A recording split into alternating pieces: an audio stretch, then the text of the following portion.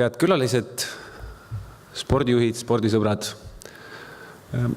Mul on hea meel tervitada kõiki teid siin Tartus Euroopa Liidu eesistumisürituste raames, mis on siis seotud spordivaldkonnaga. Ja enne seda, kui me avame lõunal rahvusvahelise konverentsi, mis käsitleb sportlaste topeltkarjääri teemat ja liikumisaktiivsust, on meil suurepärane võimalus saada ülevaade sellest, mida meie Briti kolleegid on teinud topeltkarjääri ja selle süsteemi arendamise vallas oma koduriigis. Nad on pööranud väga suurt tähelepanu siis talendikate sportlaste hariduse ja kutse omandamisele. Ja lisaks siis neile üritustele on meil palju muid üritusi sel nädalal kavas, alustades sellest, et eile oli rahvusvaheline üliõpilasspordipäev, siis laupäeval avame ka Euroopa spordinädala, nii et ma soovin kõigile huvitavaid sündmusi, sisukat seminari, palju häid mõtteid ja huvitavaid diskussioone. Ja olge ka ise siis neil päevil aktiivsed. Dear guests, I'm very honored and glad to welcome you here in Tartu on the occasion of Estonian presidency events related to sports sector. And before we open our international conference, I'm very glad and pleased that our colleagues from Great Britain were able to share their knowledge in this field. And I'm very glad to introduce to everybody Mr. Kai Taylor. He has been the director of TAS, which is the Talented Athletes Scholarship Scheme in Great Britain. Over the 15 years, he has been the chair of this organization.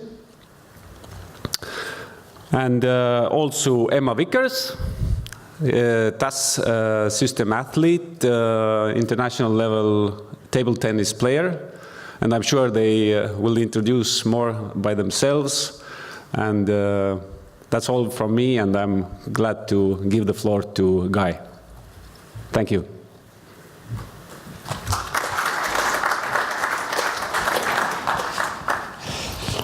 I'll take that. No, I won't take that off. It'll go over my head.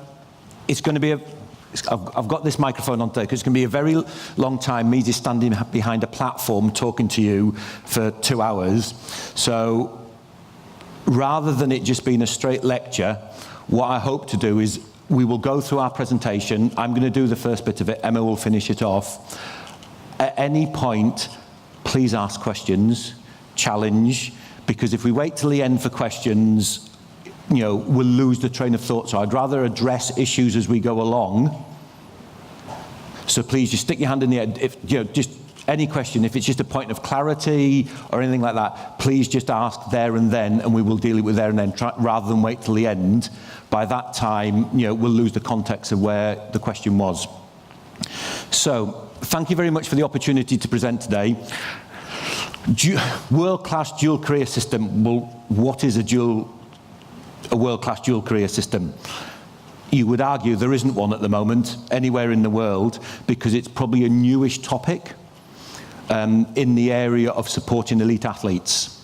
There are pockets of good practice in certain areas.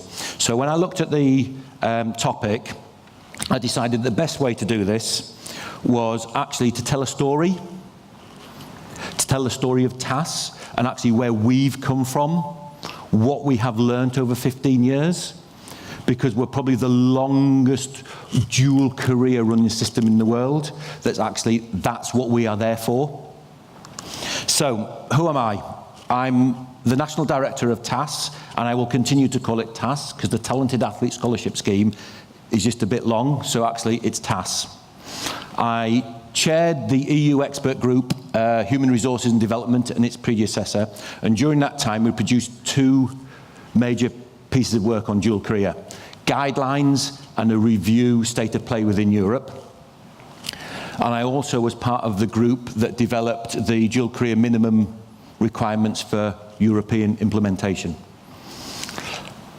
I currently work with a number of governments and a number of international federations with regards to their dual career policy. So up there you've got the Japanese Sports Council. On Sunday I am in travel to Delhi to start work with India, who are about to launch a nationwide scholarship program. So we are in at the beginning again because they want to link it to the dual career of their athletes. Other people up there, we finished working with the Brazilians as part of their legacy for Rio. Maybe not as successful as some of the others up there, those that know the history of what's going on in Rio at the moment, but we've done a lot of work across the world with regards to the support of athletes and their desire to be educated. So, history of TAS. We have over 14 years of experience of working with elite athletes and allowing them to follow a dual career. During those 14 years, we supported over 4,800 athletes, worked with over 1,000 practitioners, over 50 sports supported, and over 100 education institutions. So we have a wide breadth. If you want to stick your hand in the air and say, pick a sport, pick a type of athlete, pick a discipline, pick a type of education institution, we at some point will have had that combination where we have worked with those athletes.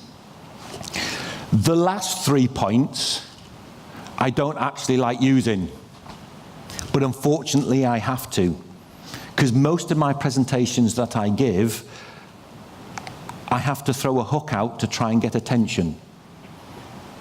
And most sports will sit, 180 Paralympic and Olympic medalists. It actually produces results. It's actually not one of our goals. Our goal is about the athlete and their development. That seems an awful lot of money. It is an awful lot of money. But when we get on further into the presentation, you'll understand a lot of what we do isn't related to that investment. Most of the benefits that we bring can be done very simply with minimal investment.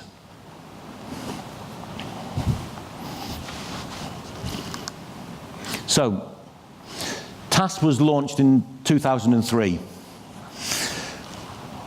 We gave our first awards 2004-05. The reason for TAS. Those of you that Twitter, if you go on Twitter at the moment and type in UK sport 21 years, there is a lot of celebration going on at the UK at the moment with regards 21 years ago. This month, we established UK sport in terms of an instrument to develop medal winners, to compete on the world stage. In July, we didn't have the same celebration, because that was 21 years ago, Atlanta, where Great Britain won 1 gold medal and came 36th in the rankings of medals, which was the kickstart in the UK to say no more. We ain't going to be 36 anymore, we're going to do this properly. So they realized that they wanted to professionalize the system. You could say we actually started the arms race in terms of elite sport, in the amount of investment that we put into the program. And you will all know where we've gone in 21 years, from 36th to 3rd to 2nd, with regards to that. So the system has been successful. However, in starting the arms race, it created issues. If you all think about sport within the United Kingdom, everybody comes up, the Oxford and Cambridge boat race, Chariots of Fire, that for years and years, if you were a good athlete, you went into the university system, and the university system looked after you. So most of those athletes in Atlanta had come through what you would call an educational route in their development of sport, an amateur system. So when the government decided this isn't working anymore, the education sector went, brilliant, we've been doing this out of the goodness of our heart, our funding, our facilities, our experts, you're going to put some money into it. But as all governments do, they didn't take that easy option. They decided, thanks but no thanks, we're going to do this ourselves and set up an institute. So they established a professional institute, UK Sport and the English Institute of Sport. So they totally professionalised it. So they actually basically cast off the education sector, saying, you've done it for years, you've failed, we're going to do it ourselves. However, there were those that actually went, this is a bad idea. Absolute bad idea, because we need education. All the athletes that we want to support are currently in the education system. All the facilities are in the education system, and all the staff that we want to employ to work in this institute that we've established, actually work in the education system. So we need to engage with the education sector. They also understood that if we're building this world-class system to develop athletes, we don't want athletes leaving. So we needed a system to rival what was perceived then as the world-class system for education, the US, the NC2A. So we needed to build an education sector that actually would keep athletes in this country, so we didn't lose them to this world-class system that we were supporting. So they looked at it and they decided that they would establish TAS based on the athletes were in the education sector. They wanted to compete with the US sector. They believed that once they professionalised the system, that athletes would drop out of education. Because, oh, I can now get funding to be a full-time athlete, I will drop my education, I will become a full-time sports athlete. And they needed the facilities and the expertise within the education sector. So that was the reason they set up TAS. You'll notice not one word there of dual career or about it was the right thing to do to support the athletes. It was all about this world-class system. So, 2003, TAS was established. It was, those that work for the government, a government white paper was produced saying we wanted a scholarship system in the education, and it was 6 pages long. That's it. That was the start of TAS, and that was handed over to me and said, right, go and do that.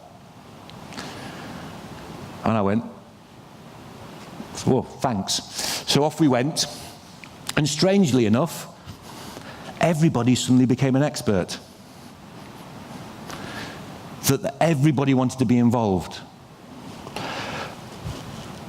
I actually remember my first board meeting within TAS. We sat down at the table, and I looked around the table, and there was 20+ people from 13 different organisations sat at that table.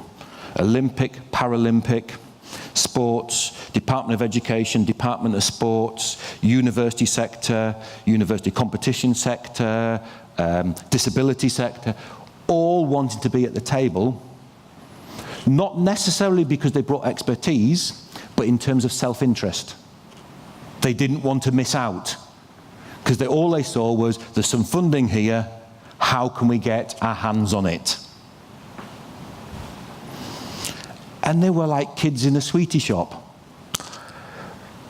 I remember looking at, in the first year, we'll get on to how we support the athletes, but we had a menu of services that we would provide to athletes through the education sector. Again, we'll explain how that happens.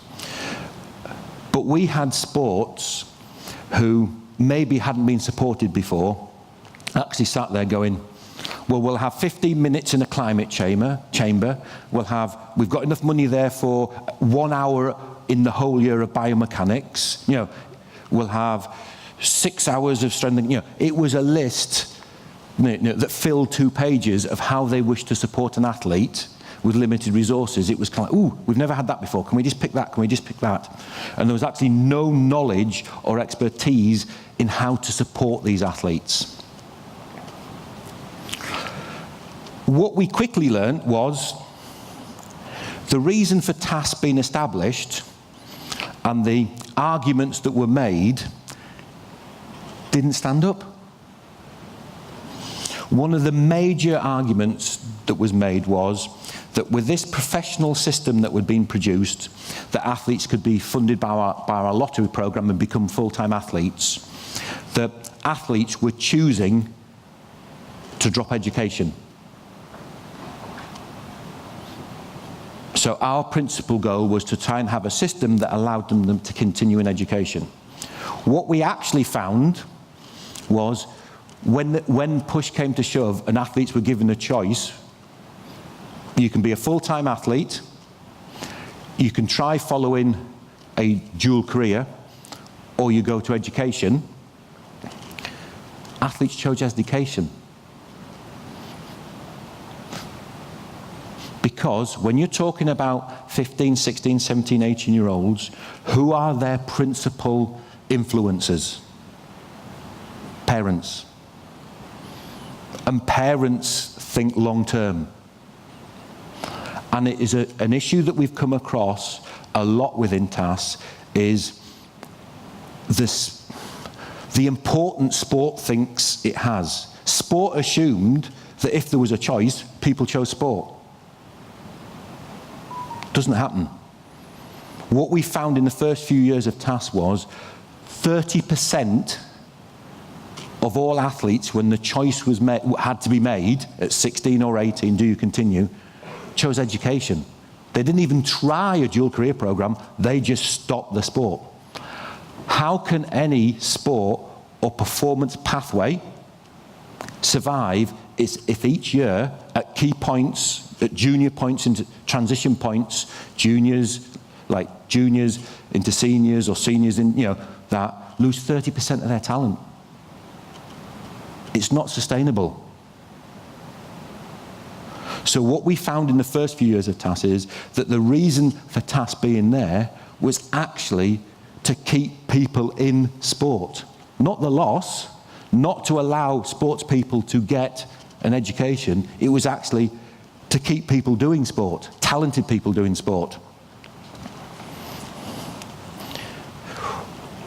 What we also found was, here's a few £1 million, go and run some scholarships. We went, all right, there must be somewhere we can go and have a look and learn from. And we looked everywhere. We could find nothing to learn from. There was very little research, which we'll come back onto later in the presentation. There was not a dual career model out there. The closest that we could find was America, but actually, when you investigate the American system, it actually destroys more athletes than it creates athletes. Because it's not about producing athletes, it's about a professional sport, a university, delivering a team. So we had nowhere to learn. So we spent the first few years, which has really helped us, in actually learning by doing. We were lucky in a way that we were given time, as long as we could show there were results, because like any government, you've got 6 months to prove that your funding is actually producing some results, to actually learn. So we have learned over a number of years how to do this. We've not relied on research. We do far more so now because we have data that we can work with. We've learned on the job. People ask me, well, when did I know that what we were doing was right? And actually, Turin Olympics, 2006.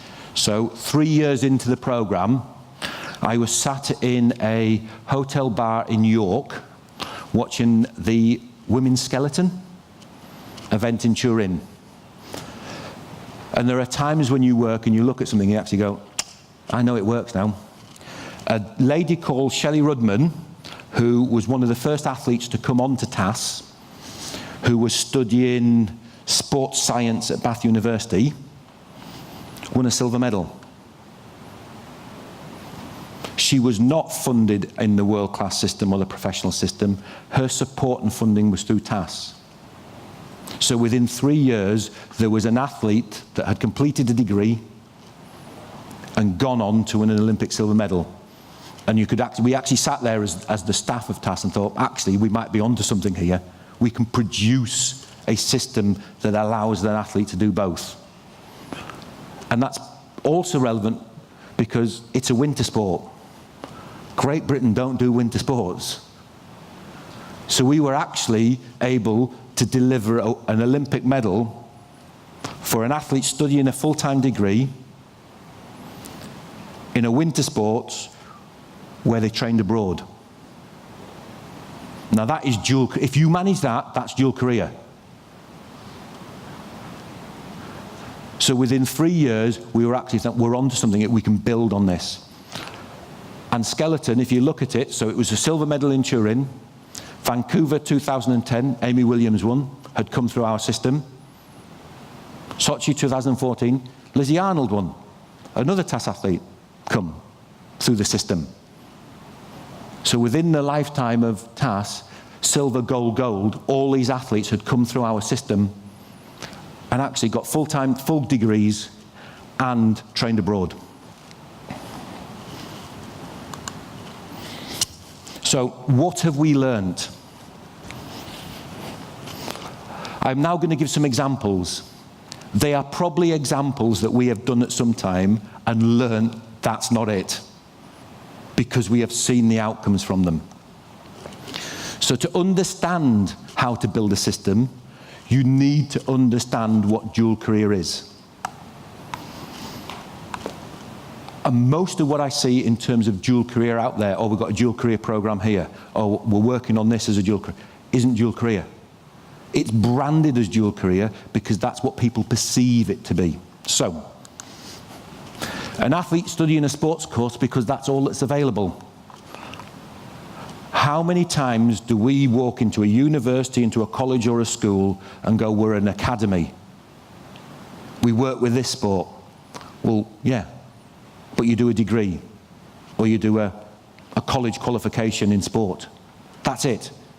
Because that's the only course where the lecturers have an understanding of the program, understanding what elite athlete has to follow. So they do some flexibility.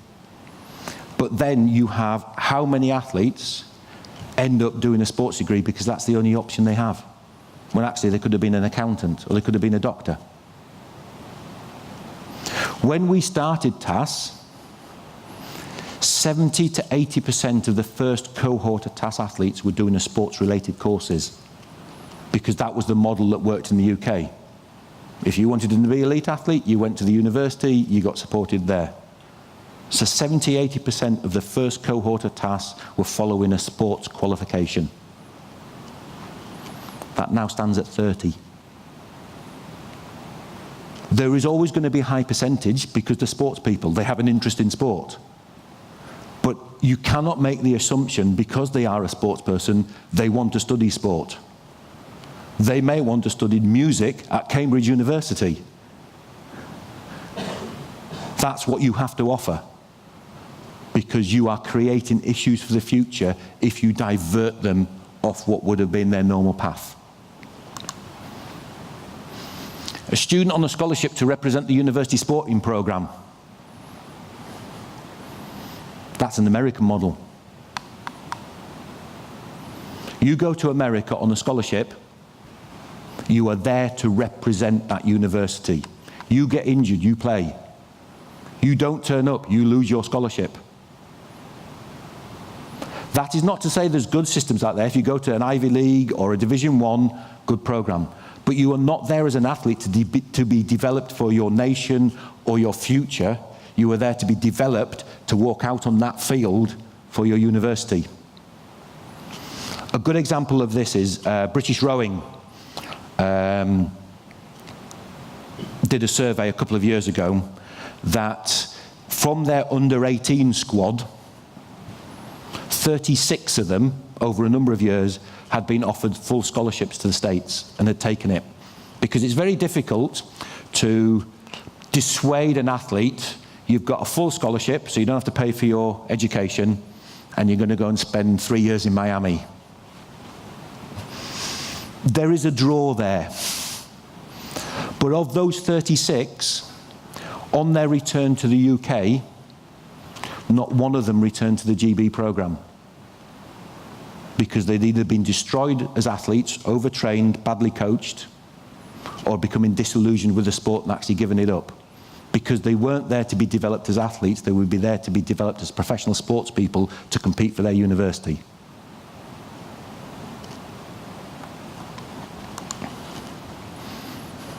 That still happens. I'm still introduced to, this is our dual career athlete. Isn't it great? Our system provides them with got a degree in accountancy. Where did you study? Well, I didn't. I got it because I got my medal. What use is that? What skills do they have? What have they learned in terms of being able to work after their education?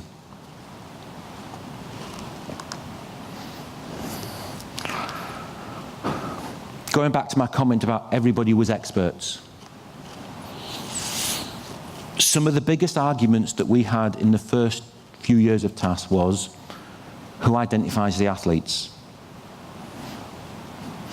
Everybody likes to play at looking after elite athletes. Universities telling me, we'll tell you which talented athletes need support. How, as a university, do you know which talented athletes need support and what they need support by? So we spent a lot of the first few years making sure our partners, our stakeholders, understood their roles. Sport knows sport, education knows education. Stick to what you're good at. The number of sports organisations that started to tell universities how to run their sports programme. It's some of the most embarrassing meetings I've been in. Anybody here from a university? There must be some. What's your annual budget for the university? Relatively large. Relatively large. A few million as you go on. Anybody here from a sport? Yep. Sport budget? Not a lot.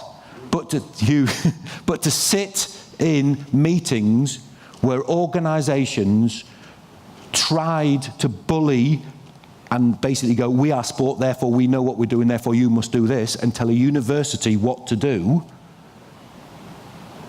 it doesn't work. Universities will walk away from it. Why should they do all this work to be told by you how to run it when they are the multi-million-pound business in the room? Who has to work with who here? What is the partnership? Organisations offering sticky plaster education towards the end of the athletic career. Probably my biggest bugbear with regards most of the dual career programmes that I see. Come to our event. We'll run a workshop on how to write a CV. We'll run a workshop on how to do your accounts. If they're at the Olympics and you're teaching them to count, you failed. It's too late. If you're there so you can say, oh, we do something for the athletes, we've had a workshop in how they can time manage, you haven't done anything for them. But it's still nothing. It's still nothing. It's nothing.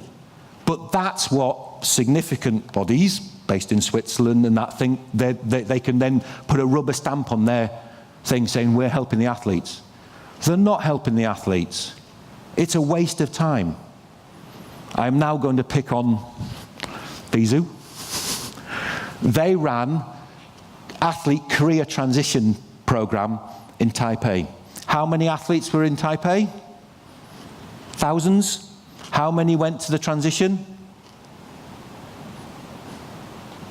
But look at the publicity that they've put out saying we do dual career. We're really helping the athletes. You had 0.0001% of the athletes turned up when it was 10 years too late. But that's what happens with a lot of dual career programs out there. Also, sport is very good at passing the problem. Sport has created the problem, which I'll explain a lot more when we come on to another slide soon. But they're very good at going, this person's been to Olympics, won't they be good working for you? What skills have they got? Well, it doesn't matter, they're Olympian. They've picked up these transferable skills. Yet there are transferable skills with regards to personal transferable skills, like being a leader, or being part of a team, or self-confidence. But doesn't mean you can be an accountant. A good example of this is, I grew up with a gentleman called Gareth Archer. I don't think that anybody in the room will have a clue who Gareth Archer is. Gareth Archer is about that tall, that wide, and played second row rugby for England. He was very good. And Gareth won't mind, but Gareth wasn't the brightest cookie in the world. Academically, he was probably one of the smartest streetwise athletes I've ever come across. But he recognized academically he struggled. He was one of the few professional rugby players that took courses while he was playing professionally, and he trained to be a joiner. He recognized what his skill sets were, what he liked doing, and what he might want to do afterwards. He career planned himself before anybody else was thinking about it. So he trained to be a joiner. He became a very good joiner. He built my kitchen. Good kitchen. He had a plan. I hadn't seen Gareth for a while, and I bumped into him in London. And I went to Gareth, what are you doing? He said, taking a break from joinery. I said, all right, why? He said, well, I can always come back to it. It's a skill that's not going to go away. What are you doing now? I'm a shipbroker in the city. And I go, what do you know about shipbroking? He said, nothing. But they're paying me hundreds of thousands of pounds to be their England international to do corporate events. But again, very streetwise, he says, I've got 2 years, because then there'll be another newer England international that they employ. But he was bright enough to think, I'm going to do 2 years of this, I've got my career, I'm going to take the money. But most athletes aren't as bright or streetwise as Gareth and have something for the future. They will take those Olympian roles, and actually it's getting further and further into debt. While they might be thinking, I've got 2 years of making hay as an Olympian, when it stops, they're even further away from having a plan of how they're going to survive the rest of their lives. So, what have we developed? Dual career, developing a partnership to provide an opportunity for an individual to reach their sporting, academic, work and life potential.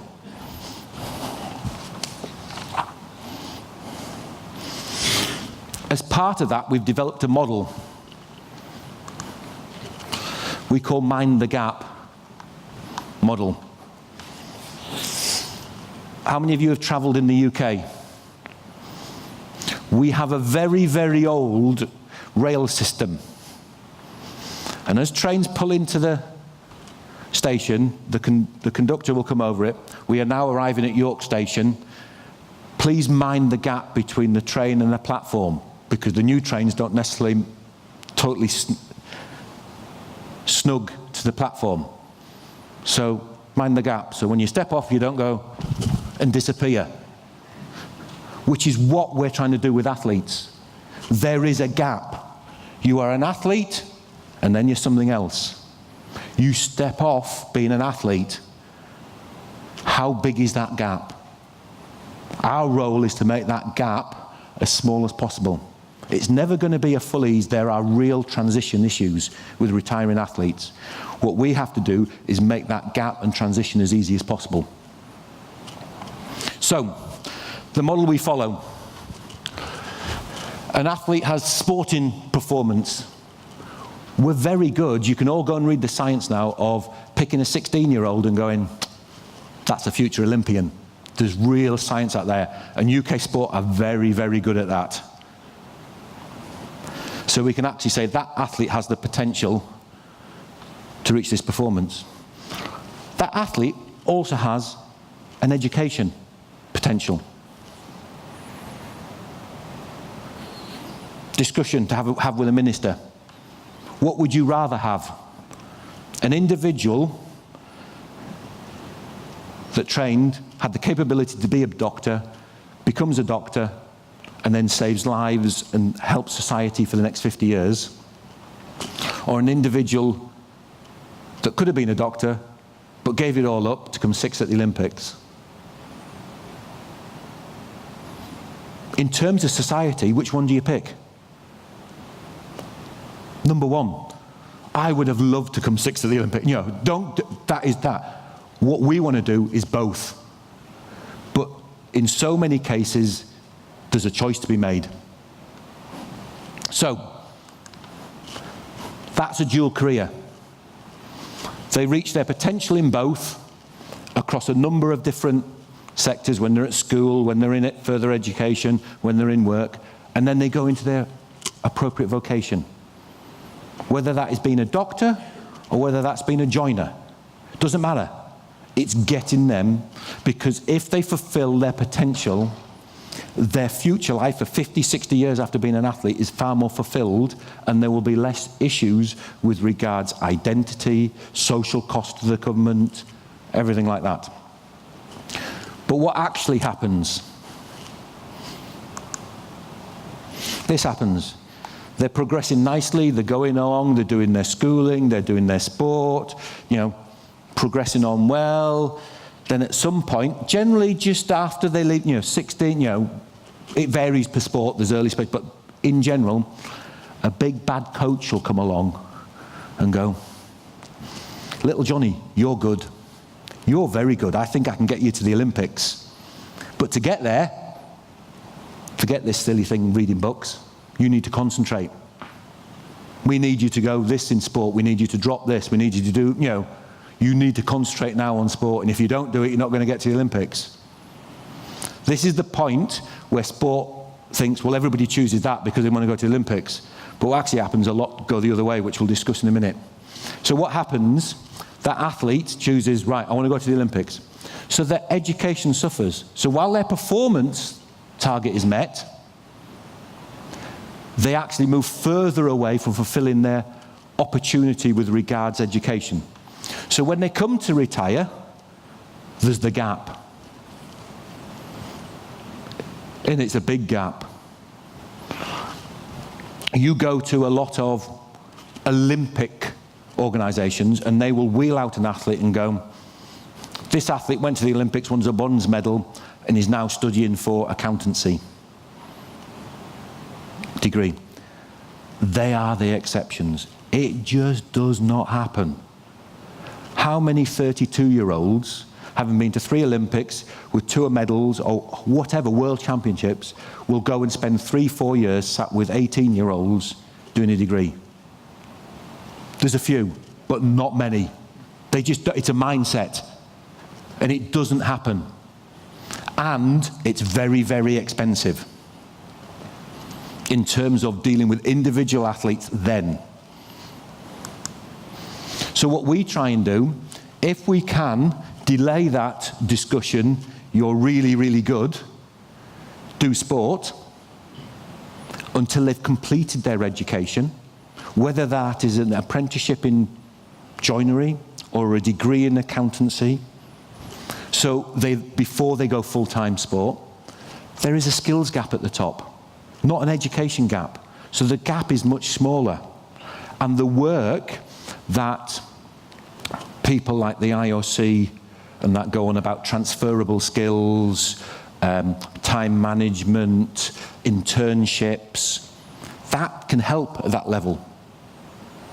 But unless you've given the athlete the tools that when they walk in to see whoever it might be and say, I'm thinking of retiring, That's the difficulty. If you walk into your advisor and say, I think of retiring, what education you've got? Nothing. You'll end up stacking shelves in a supermarket because that's what your skills are. Doesn't matter whether you have the academic capability of being a doctor, because that boat's passed you by. But one of the biggest things we learnt, and actually one of the biggest buy-ins we now get from sport, is this: the talent gap. Because at that point, so for every 10 athletes, at the point where the sport goes, we're going to make a decision, and they pick one going, you're it, we think we can do something with you, there's another 9 that are told, you're rubbish.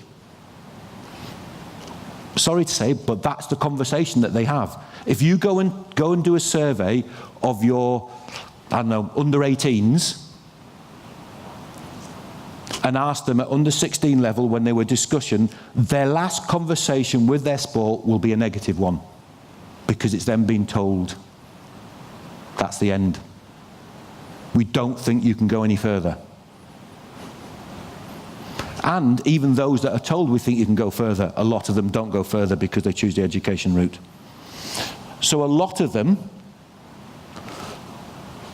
drop away from the sport. There's lots of other things out there now to do.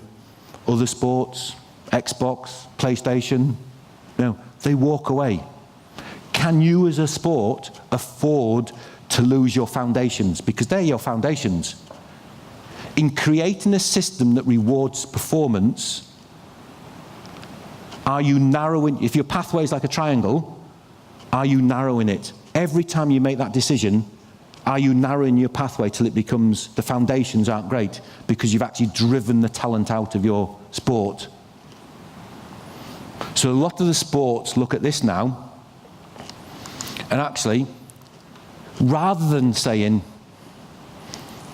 you're good or not good, let's delay that as well, because they are all talented. We had a situation in the first few years of Touch, we had an athlete that was capable of, and did, win a gold medal at the Commonwealth Games. Won't mean a lot to you, but it means a lot to the UK, the Commonwealth Games. We like to think we still rule the world, and that little bit we sort of try and do. But we were told we could not support them because they didn't have the capability of medaling at the Olympics. So that athlete who could win a medal on the world stage was told you couldn't be supported because you couldn't win the Olympics, because they were narrowing that pathway to try and just fund the best. But you want to keep that person in the sport. Go to any of your sports clubs. Who is the treasurer? Who is the president? Who is the club captain? It's all those ex-talented athletes. Yeah, they might not have got to the highest level, but they might have played under 18 national level, under 21 national level. If you're starting to drive those people out at a younger age, you're destroying the infrastructure of your sport. So what we try and do with those athletes is, we will support athletes that are talented, but we know they ain't going to win an Olympic medal, because it's important to the sport to keep that person in the sport and getting better. And also, the more people that get better at a higher level, it's better competition for those that are going on. But what we then do is we work with those athletes to train them to be coaches, to be managers. So we have programs in place with these sports to identify these athletes, and we transition them into those positions within the sport. So as well as helping the talent, the performance gap, we're helping strengthen the sport. So it's not a case of, oh, we've got 10 athletes that need some support because they're going to the Olympics. It's, when we sit with a sport, it's, how do we help you as a sport? How do we help your infrastructure? So just to show the figures, now I'm talking England here, so not the whole of the UK, and in non-professional sports, so not football. Currently, in England, there's about 1,500 athletes in what you would call those national programs, targeting the Olympics or targeting the World Championships. There's another 50,000 in that talent gap. But if you look at the majority of the dual career programs out there, it's targeting individuals. Got a laser? Yeah, there. The most expensive athletes to try and support. So what you might spend here on 100 athletes, if you spend it here, you can help up 200, 300, 400, 500 athletes and actually help the system, not just the athletes, but the system. So, that was the model we started to follow. What we've also found from that model is, slightly there, how many different type of dual career athletes do you think there are? Most people go, well, it's a dual career athlete. No, there isn't. How many types? 1, 2, 3? There's actually 5.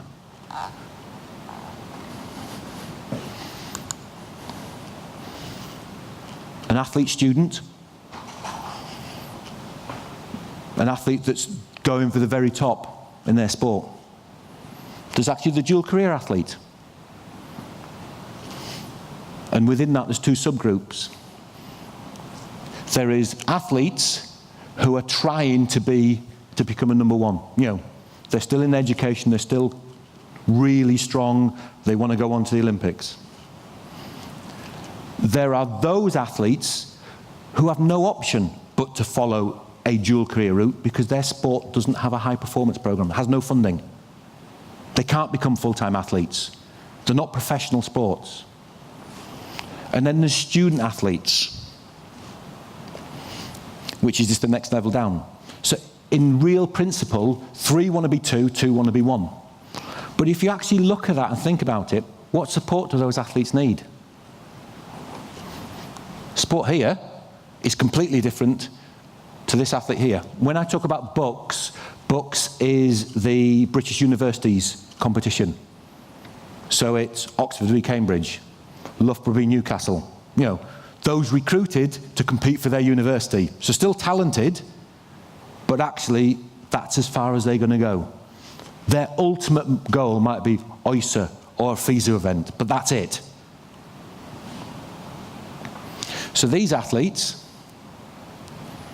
have totally different needs to those athletes. And what we found within the UK when we started working with, the education system concentrates on these athletes because it's important to them. They're the ones that are going to represent the university, get them ranked. You know, we have a ranking system within the UK. And they assume if they get one of those athletes, they need the same support of these. So we had issues where we had what we would class as a world-class athlete in the UK, the fully funded athletes who were paid to be an athlete, being offered, oh, we'll help you at university, we'll give you some strength and conditioning.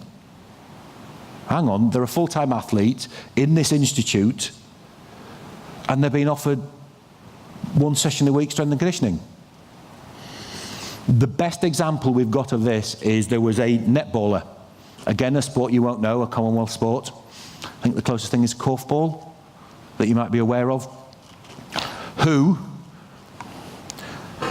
received a governing body programme, a sport programme from their club, a task programme and a university programme. Offered 4 strength and conditioning programmes. And if they didn't turn up to one of them, they lost their support from that programme. Because there was no coordination to actually say, who has responsibility for developing this athlete?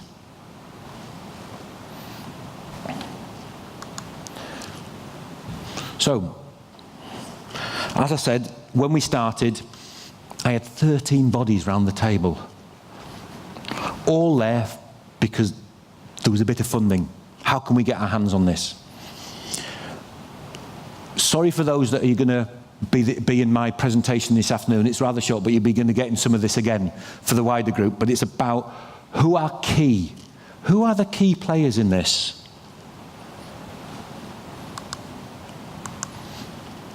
Education.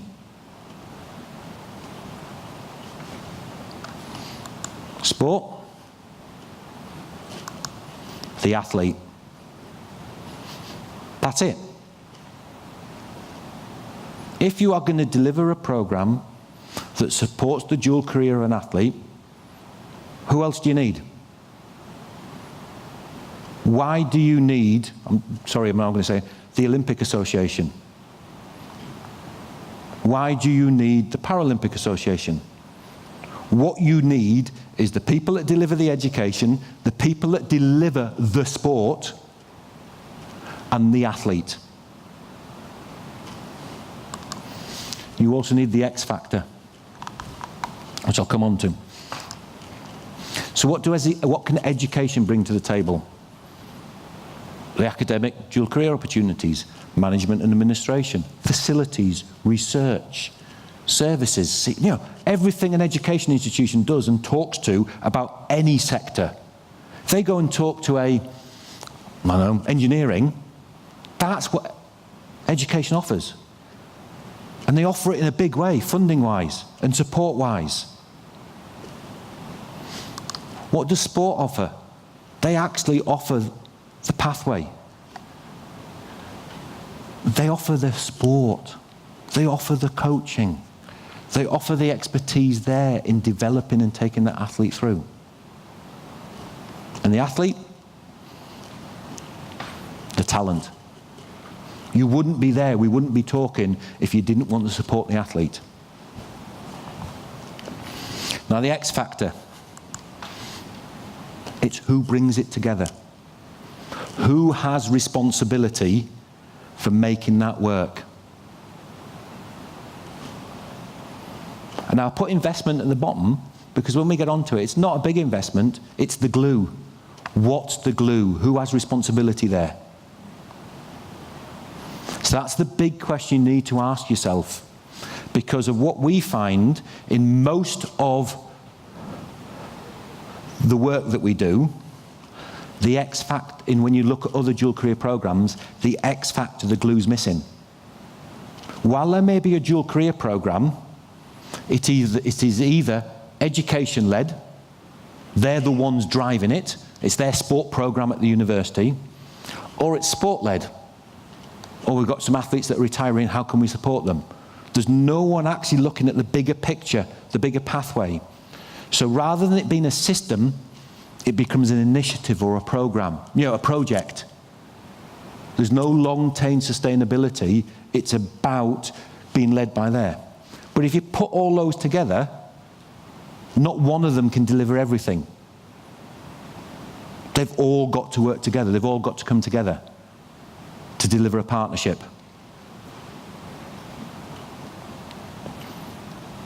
And the X factor is the bit that's generally missing. And it's the expertise, quality, control bit. Who's driving it? What goals? What are the aims and objectives?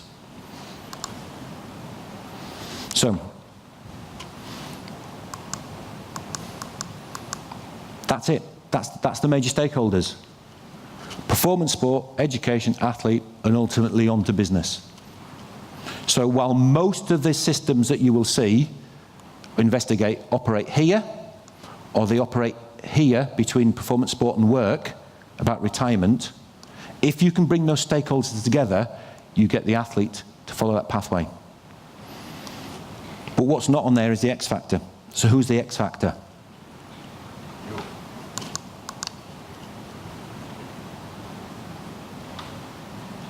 Unless they want it to happen, nothing's going to happen. You will continue doing little bits of good work. But in terms of helping your whole sport and your whole program, it becomes little bits where you will have good examples of this athlete or that program, not for the good of the whole sporting talent pathway. What time is it? 10:30. Right. What I've done there is a quick, this is what we've learned. The next bit is, this is what we now do. How do we put that into practice? But I think it's time for a coffee break, and I can have a drink. So 20 minutes, coffee break, and then we'll come back and we'll do the next bit.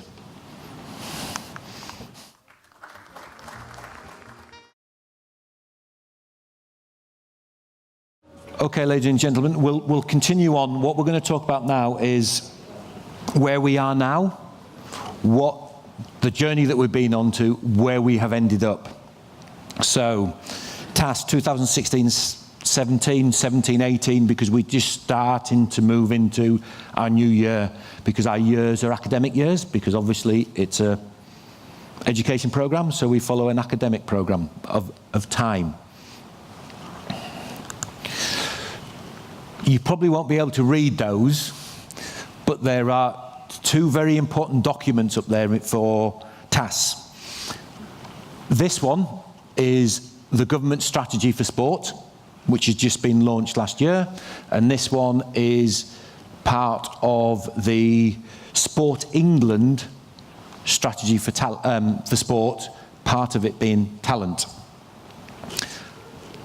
Two very key bits of information on there. So this is government level. And it's taken us 15 years to get to this stage, because, as you said, we've learnt as we've gone through, we've educated as we've gone through, we've worked with partners. But what you actually have here, for the first time for TAS, which is really good for us, is that in the government strategy, right at the bottom, there's a key performance indicator with regards duty of care. That is the term that we use in the UK, is the duty of care of an athlete. What responsibility does the government and society have in looking after an athlete? Not about that we need to provide them with strength and conditioning, we need to provide them with sports science, we need to provide them with coaching. What responsibilities do we have to look after that athlete and their development through sport and on and beyond sport? And I'll come back to that. This here is the statement within the England strategy for sport, which for the first time, for a number of years, there was the talent pathway. You all understand what a talent pathway, performance pathway for the development of athletes. There were then athletes within that pathway that needed dual career support. So it was a talent pathway where dual career was seen as a service, very much as a needed coaching, needed strength and conditioning, needed dual career support.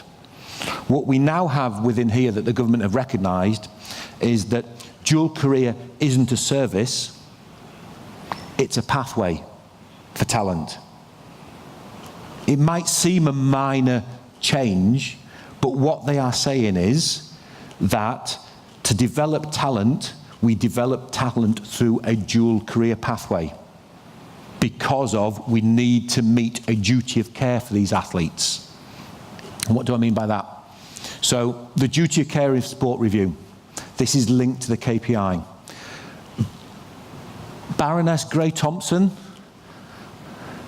14 Paralympic gold medals, very good wheelchair athlete, probably one of the dames, she's not eld, but one of the states ladies of British sport, was asked to produce a report for the government to look at how do we look after our athletes. And she came up with some key areas. Education, transitions, diversity, safeguarding. Not one of those actually relates to performance. But what they recognise is if you get those right, performance improves anyway. So as part of that, she recognised that education and transitions was a key point. So this is her report. Again, these are all available, very easy to find on the web. So, education. The athlete should be educated about what their pathway is, how they progress up the pathway, how they move off the pathway, how they're supported off the pathway. That there should be accreditation within there. That people should be accredited so athletes know which institutions, which sports will support their development with their education. That people within there are trained to support those athletes in dual career. So if you can see if you look in there, dual career is in there a number of times, and they talk about talented athlete lifestyle support, talented athlete support in transition and education. That's qualifications that we offer or training that we offer for people within it. So it's recognising that we as a nation have a responsibility to look after our athletes and ensure that they are supported in the correct manner in achieving their education or a transition in sport, their mental health is supported. So those two documents and that, I'd like to say, was 15 years in the making. It took a long time. But ultimately, the government have gone, that's our responsibility. Because ultimately, if we don't do it correctly, the costs are far greater in dealing with the issues that come out of it. Athlete suicides, actually the social costs of supporting athletes throughout their programme, throughout their remaining life after retirement, than actually the investment, if we make it now and actually get the system right, it's far cheaper doing that than dealing with the consequences. So, task today. We don't exist. We don't have a legal identity. We are members of staff. We sit within a charity. The reason behind that was part of the partnership. We are neither sport, we are neither education. We are the glue that brings them together. We don't represent either side. We are purely there to deliver a dual career pathway. So we are not influenced either way, because we're not tugged on the sports side or we're not tugged on the education side. It's about both. And if you look at our management board, that's how the management board is set up. We quickly learned that 20 people around the table from 13 different organisations doesn't really work in trying to make decisions. So our management board now is we have a government-appointed chair. We have 2 representatives from the sports sector, 2 representatives from the education sector, and an athlete representative. Chair does not vote. So, if there is a need for a vote and a decision, who actually has the casting vote? The athlete. Because it's about them. But in 14 years of TAS, we actually haven't had a vote yet, but it's designed that way that neither the sport or the education sector has greater influence. They have equal influence as part of the partnership. We have agreed programme and KPIs with our funding partner, Sport England.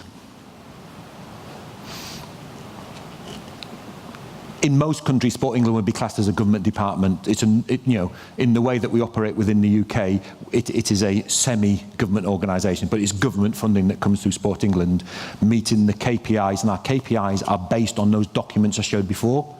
So there is the government strategy, we have to deliver that strategy. The one other benefit of being part of an organisation called SportsAid, SportsAid is a charity that runs a number of these types of projects, is we're a charity. Therefore, there are tax implications. We can give grants rather than seen as delivery of services and tax issues and things like that. So there is a legal benefit of being within a charity than actually being a government department or a sports department or part of the education department. As I said, we're positioned within and key to the England sports strategy, talent strategy. If we don't deliver, the talent strategy doesn't happen.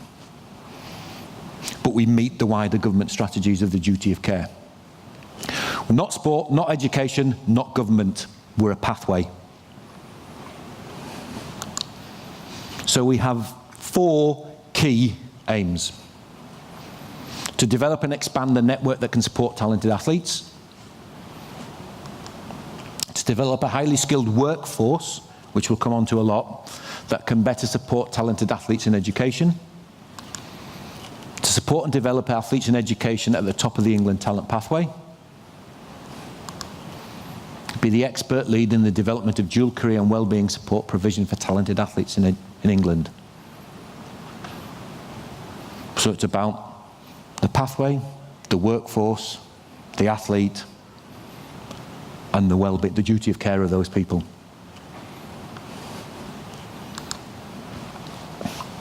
Seems a lot. We only have 8 members of staff. What we are specialists. We have a specialist that deals with links to education, a specialist that deals with links to sport, an athlete specialist, support service delivery, because that's how we work as a network, and a dual career expert. Basically, and some backroom staff administration, but that's it. We don't actually deliver. As I said, with the glue. Why do we need to deliver? Sport delivers sport, education delivers education. What we need to do is bring them together.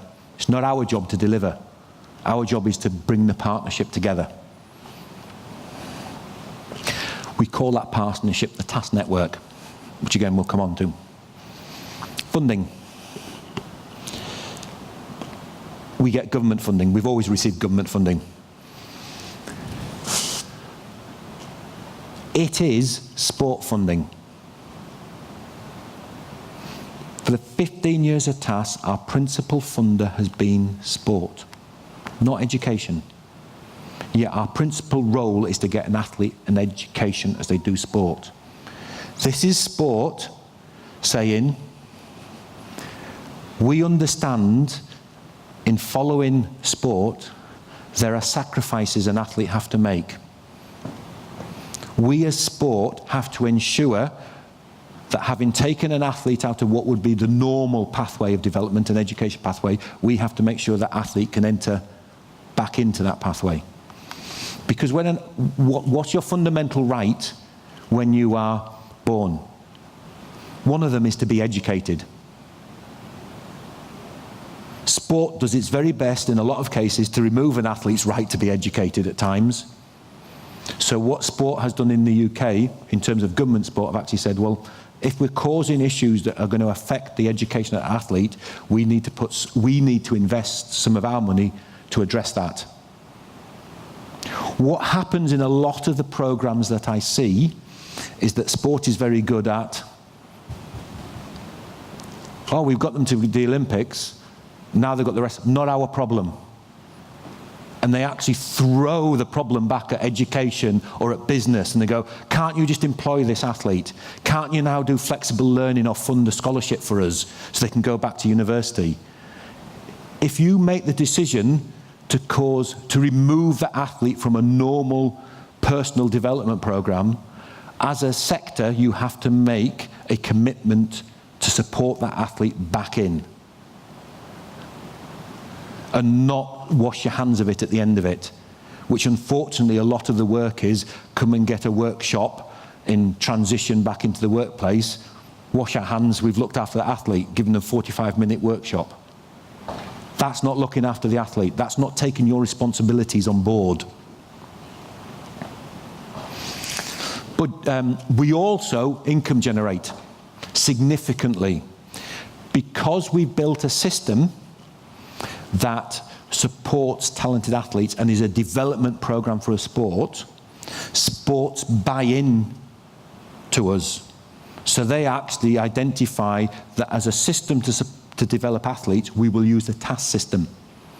So we're just about to do a deal with the Football Association within England, where they are positioning their talent pathway for women fully within a dual career pathway and TAS. And they will invest and buy in to support 120 of their talented athletes from under 16 and up. We also have buy-in from the Army. Because when I talk about education, I might mention, it's just habit, I'll talk about universities. It's about education. It's about dual career. A dual career pathway is not purely education and sport. It can be employment and sport. An Army is another pathway. So we actually work with the British Army with regards to their top 40 athletes into TAS and support their dual career in terms of work and sport. We generally work in 4 areas. We support individual athletes, the ones at the very top, but also we support programs and development within the network to expand the network and influence of the pathway. Obviously, we have operations costs, which we are every year, as every government does. You had 10% last year. Can you now do it on 9.5%? Can you now do it on 9? You know, like any organisation that's funded by the government, there is the restraints that you operate within the government funding.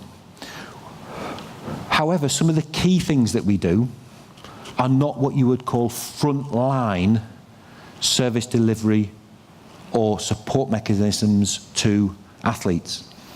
It's about developing the practitioners. It's about developing the strength and conditioners. It's about developing the advisors, the physios. It's actually learning from what we've done. We have 15 years now of data. 4,800 athletes. There's nothing out there in terms of a dual career system that can provide that level of knowledge.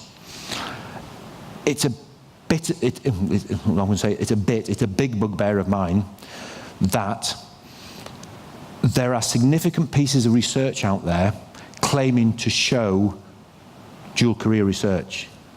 They don't show dual career research. What they actually show is either a university system where we've interviewed so many athletes in a university, say level 3 type of athletes, and that research is then taken and actually implemented to support athlete students. And actually, when you drill down to the facts, because there's not much out there, there are major pieces of research that are held up at just about every conference going, no, this is how you do dual career. You drill down to it, and the research is done on circus performers and hot air balloonists, because there's no systems out there. So what we are now doing, which Emma's going to speak about later, is actually building a research knowledge and database within dual career. Moving on to probably the key bit of support that we give is the lifestyle and dual career. When I talk about what services and athlete awards, that's where the money goes. But actually, the real difference we make is the support, individual support to the athletes in terms of their lifestyle, their dual career, their pathway. It doesn't cost a lot. And actually, if you look at our budget, you go, well, that's not your principal bit of work. It is the principal bit of work we do in working with the athletes. We have a bet in the office. Every time we meet with a new sport, how long does it take that new sport going, can't you just give us the money to do it? Because they all look for funding. And they need another coach. They need another, we need another access to facilities. And I don't think we've come across a new sport where it hasn't been the first or second question. We do not fund sport. We do not fund education. They are funded from separate ministries, separate programs. Those systems are there. What we do is try and bring the funding from sport and the funding from education together. So the sum of the parts is greater, the whole is greater than the sum of the parts.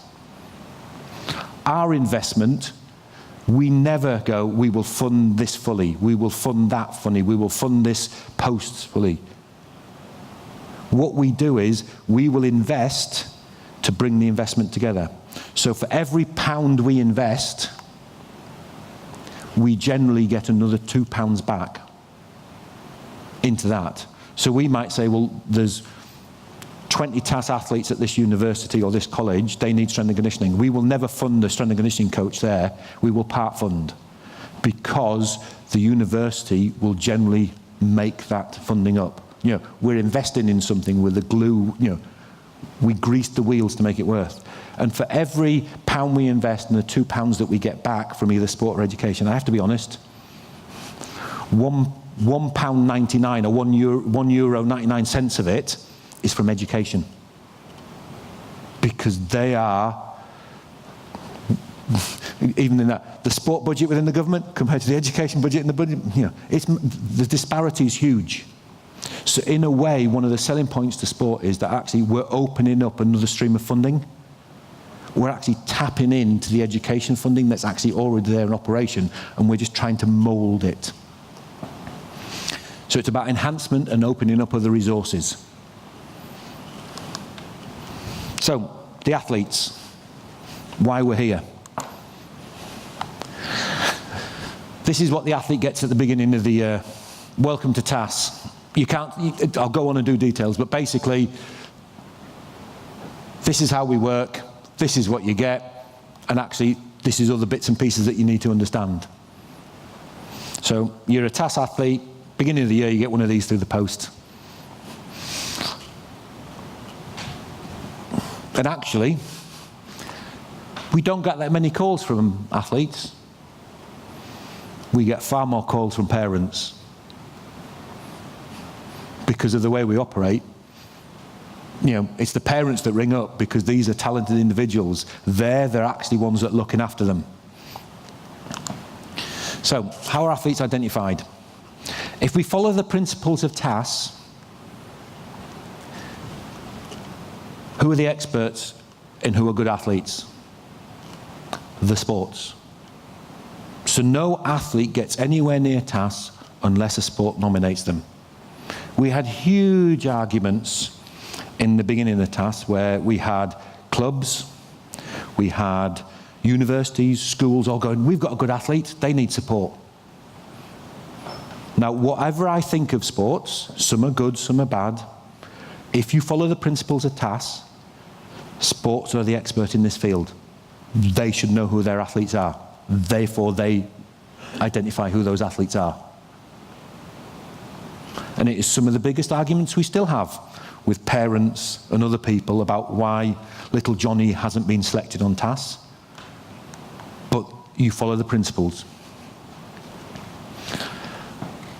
We'll come on to how we work more with sports, but basically the sports have to identify them and select selection criteria.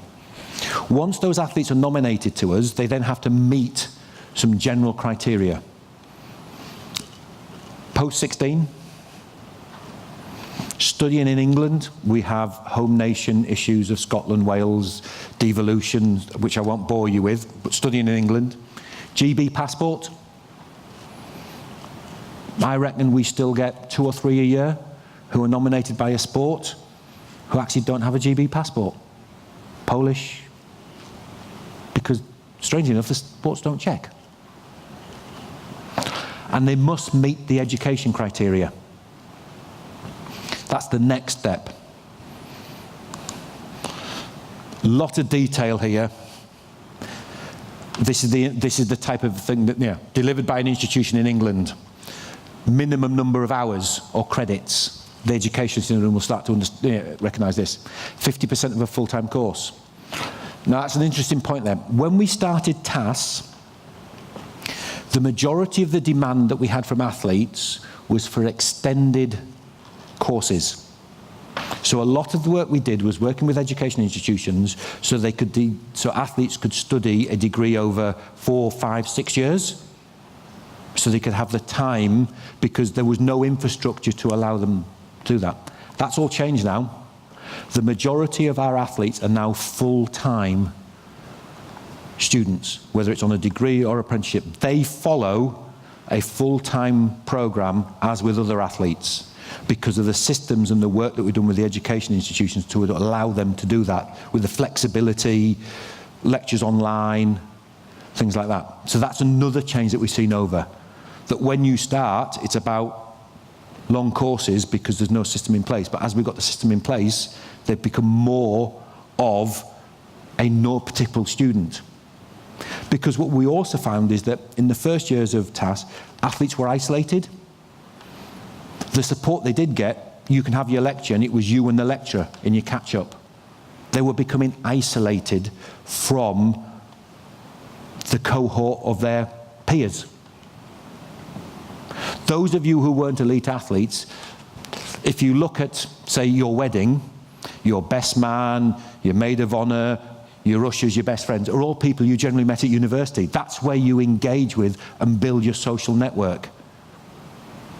What we found was, in developing a flexible system that, that isolated athletes, yes, they got their education, but they became isolated, they lost their peers. They lost their grounding. So they weren't integrated into society. So it was not just when they came to transition back at their end of their sporting career, they didn't have an education. They were actually socially excluded and had lost a lot of what you would class as the social skills to interact with the general populace. One of the saddest conversations I've ever had is with athletes who were exiting the British Cycling Academy when we first started the programme. They entered the British Academy at 12 and 13, gave up normal school, got a bit of, we're nice, we give them a little bit of education, but nothing major, and they exited the academy at 19, 20, either into a world-class programme, full-time athlete, professional cyclist, or, sorry, you're not good. By the time they were 18, 19, in the exit interviews that we did with them as we learnt what we did, not one of them could talk about anything but cycling. You could have a really good conversation with them about what gears and what ratios you needed to go up certain mountains in France, but could they interact as a person? Because they had spent 6 years isolated with a group of 10 people and all they did was cycling. So it's not just about education, it's about social inclusion as well for these athletes. However, 30 hours, 300 hours, 30 credits, it's I'm the arbiter of final decisions. Any course, any type, any level or mode of study may be considered. When I get asked the question, are they doing something that makes them employable when they retire? That's the simple question. Whether it's hairdressing, whether it's doing a PhD in chemical engineering, which we do have, it doesn't matter. Are they following a pathway that makes them employable? And in basic terms, we developed 5 principles. Because what we also found as soon as sports parents became aware that there was a support mechanism for athletes, you had athletes who maybe had a degree in accountancy, suddenly taking a school level qualification in basket weaving to say they were doing education so they can get supported. That has no relevance to what they're going to do in the future. It's purely a decision to get funding. So we developed some principles. The commitment, that it's actually a valid commitment to be educated. Their course is linked to progressive learning. So we have a lot of athletes that now do a degree and will go on to do a master's. But is that a progression? So it's not they've done a degree in sport, they're now going to try and do a master's in German. There has to be a link. It's relevant to their career goals. I want to be an accountant. Therefore, you're doing something with figures. You're not doing basket weaving at a night school. It helps their employability. And there's an accreditation. It is valid.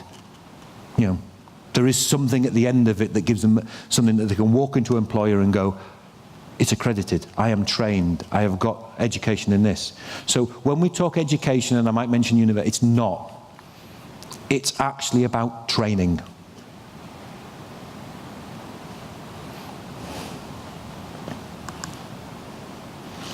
This comes down to just more of the detail, 30 hours, what 1 credit means. It's not a target or an optimum. It's not something you come in and go, well, to get TAS, I need to get this. It's just the minimum commitment. And as I said, most athletes now are doing full-time programs. Interesting bit of research that we've just done. As I said, we have about 4,000 odd athletes that have been through the system, so we're now doing a research on where they've gone. So we're just tracking down all these athletes. And for those athletes that actually went the university route, we're actually asking them, well, what did you get? third, 2-1, 2-2, first. The largest percentage are firsts. Which comes back to what a lot of people know, that talented athletes are also talented academically. But these athletes are going through, and it's not just a fop to say, I'll do education. No, they are really doing education and producing some good results. So, athlete support.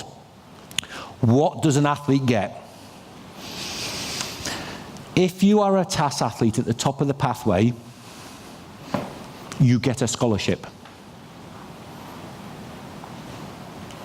which includes access to strength and conditioning, physio, lifestyle, nutrition, psychology, all service provisions. Now, where are the experts in those fields? Well, in the UK, they're generally in universities. So we actually do that through the university and education sector. So in a way, it's a force that we actually go to a sport saying, we will provide all these services to your talented athletes, but it's done through the education sector, and the athletes have to be in the education sector. It's a bit of an arm twist up the back, that if you want your talent pathway supported, it's through the education sector. And in doing that, if we gave, say we work with one sport and the value of that support is about 60,000, what that sport can do on its own with 60,000 pounds or euros is limited. But 30 sports with 60,000 in the network means there's 2 strength and conditionists at every university, a physio at every university. So there is an infrastructure there being built around the talent pathway. So again, it's not just about the athletes, it's about building a structure and support around the talent pathway. We also give the athlete some funding, but the funding is not huge, and it's based on funding to enable them to access their support.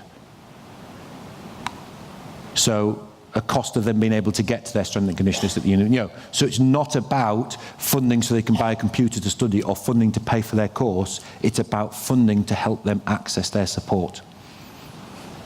We also have a medical scheme, which is basically medical insurance, which we run, which I'll give you a bit more detail on.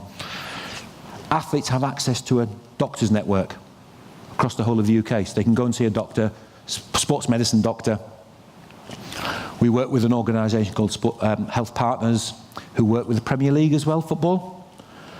And each of our athletes has a medical insurance cover. That's basically an ACL reconstruction. How many systems in the world at talent level offer that type of support? They don't. Even those where you would say that are involved in the arms race of performance sport, like Australia or the UK, that it's all about the top level athletes. This is the talent and up and coming ones. So our talent level athletes actually are probably better supported than a significant number of Olympic athletes in other countries, because we use a system within the education for limited investment to support all those athletes. And we also go back to the duty of care. It includes mental health support to the athletes. So, the sports. Those are the sports will understand the pyramid. Community, county, regional, national aid groups, performance, they're terms that are used in the UK to divide, to identify different levels. But in simple terms, that line here, above it is UK sport. So that's Olympic, 4 years out, then down from there. Those of you that from the sports sector. So TAS is here. So we work with all those that have been identified as talented, whether that's because they get access to one of our scholarships, or whether they're just in our system that enables them to follow a dual career. It depends on each sport that we work with. But every Olympics, we get the question, how many TAS athletes are at this Olympics? I need to be able to say none, because they've already been through our system. They've already had their full education. They've already reached their goals. They're now concentrating on it. If I've got TAS athletes at the Olympics, we're doing something, it's not quite right, but that's how it should work. So which sports do we work with? We must work with sports that have some infrastructure. If we say education provides education, sport provides sport, sport has to provide sport, which in general terms is coaching. But key for us, the NGB commitment to the athletes' education, NGB commitment with the education sector. One of the most difficult decisions we made over the history of TAS was hockey, women's hockey particularly. Those of you that you might not know this, sorry, I'll now go on, field hockey, not ice hockey.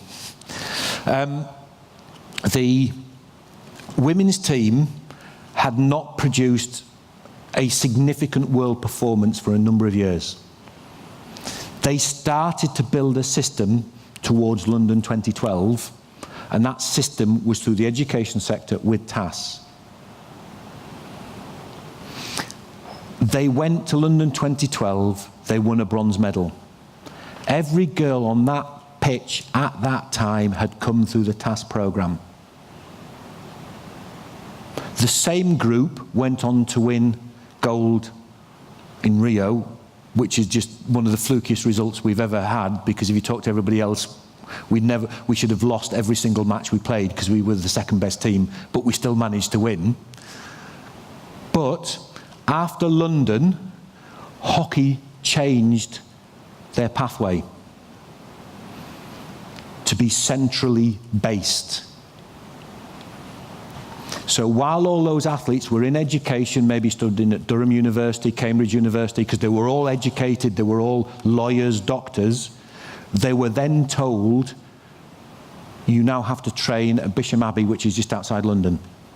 So they were having to spend 2 to 3 days travelling away from their university to train.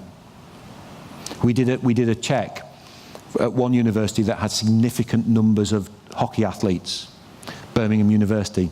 In the first month of term, those athletes that were part of the hockey programme spent 3 weeks out of the 4 away from the university. That is not a commitment to a dual career programme. So we stopped funding an Olympic medalist programme because they did not follow a dual career programme. So it's not just words, we follow it through. What sports have to understand, if they want their talent programme funded, they have to follow the dual career pathway. It's not just purely about putting extra funding into their sporting programme. We also take into consideration what else they do with other bodies. And also, if we are developing athletes, is there somewhere for them to go? Not wishing to pick on Emma, but Emma is in a sport that's had limited opportunities to be a full-time athlete. So Emma was on the TAS programme for 5 years because there was nowhere for her to go in terms of performance. And that blocks up the system. So if you've got people sat in the system, the talent doesn't develop. It's just the same people that become stale. So there has to be a pathway. We engage with the sports, national governing bodies is the NGB, in different ways. We give athletes awards, or we do programme funding for them. There are certain sports where, again, I'm going to pick a sport, rugby league, again, British sport. They have centres, it's a very regional sport, north of England based. So they have universities where they might have 14, 15 of their athletes. So it's better investment for us to fund the programme rather than fund individual athletes. We facilitate partnership with education. We work with both groups to bring them together.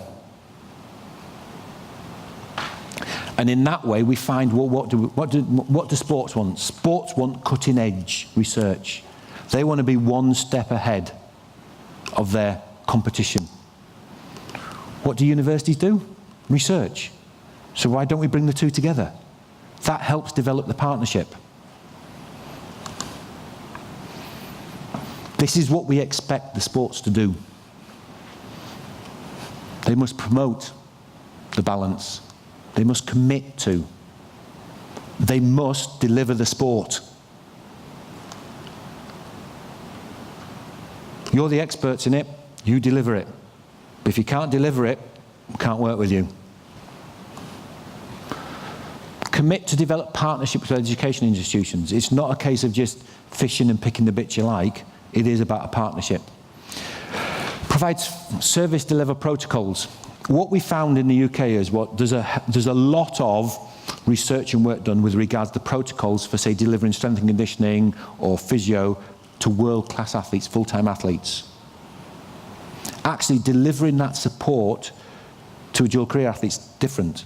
So the sport has to adapt it because there's periodization, the exams and work around it. So the sport has to adapt how they work. And they must also help develop the practitioners within the network. It's great. What good example? A gymnast walks in to get strength and conditioning at Birmingham University. The strength and conditionist needs to know how to deliver strength and conditioning to gymnastics, to gymnasts. That's the kind of information that the sport has and needs to put into the network. So the institutions, we call them task delivery sites.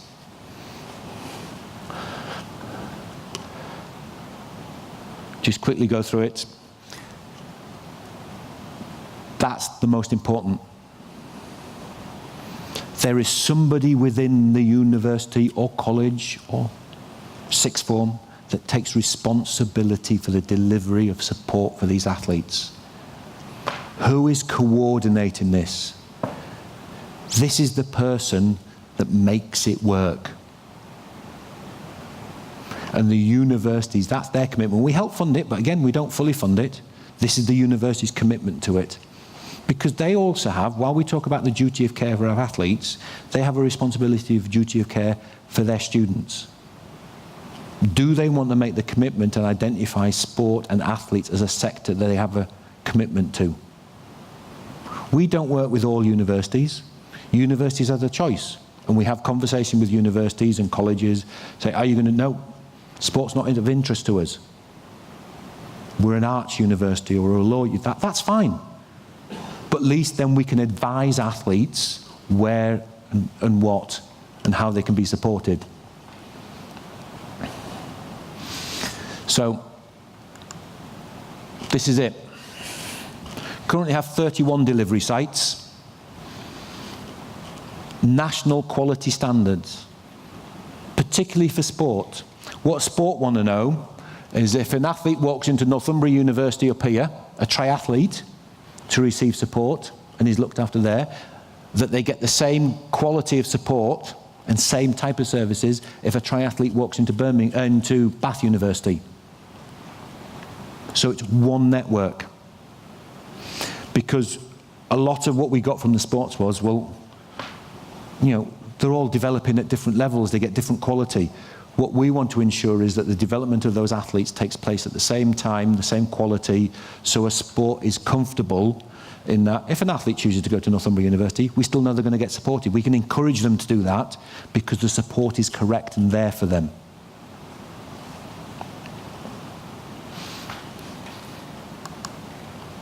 So what do we expect them to deliver? Athlete induction and screening, multidisciplinary meetings to review the athlete, that they engage with their NGBs, they deliver the core services, the strength and conditioning, the physio, the lifestyle, and they deliver and record sessions on the portal on a bi-weekly basis. That means that in the UK we've got post like performance director within sport, who has responsibility for the talent pathway. So they can sit in their office in London and monitor their athletes across the country. So they know the triathlete in Northumbria actually hasn't turned up for 2 weeks for his strength and conditioning. Why? So there is a monitoring system in there. So again, this is part of the sales pitch to the sports. How many sports have this level of infrastructure and support at a talent level? They don't. What we are giving them is again, going back to it, it's a pathway. If you buy into this, this is what you're going to get as a sport. Okay, we can give you your little percentage of the money of £60,000. What can you deliver with that? One post and a coach?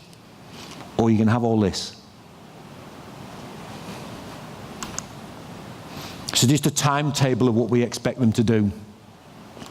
Confirm with the athletes, funding agreements, reviews, catch-ups. So that's the kind of program. Actually, it's not a lot. It's more a monitoring process. It's not a huge commitment.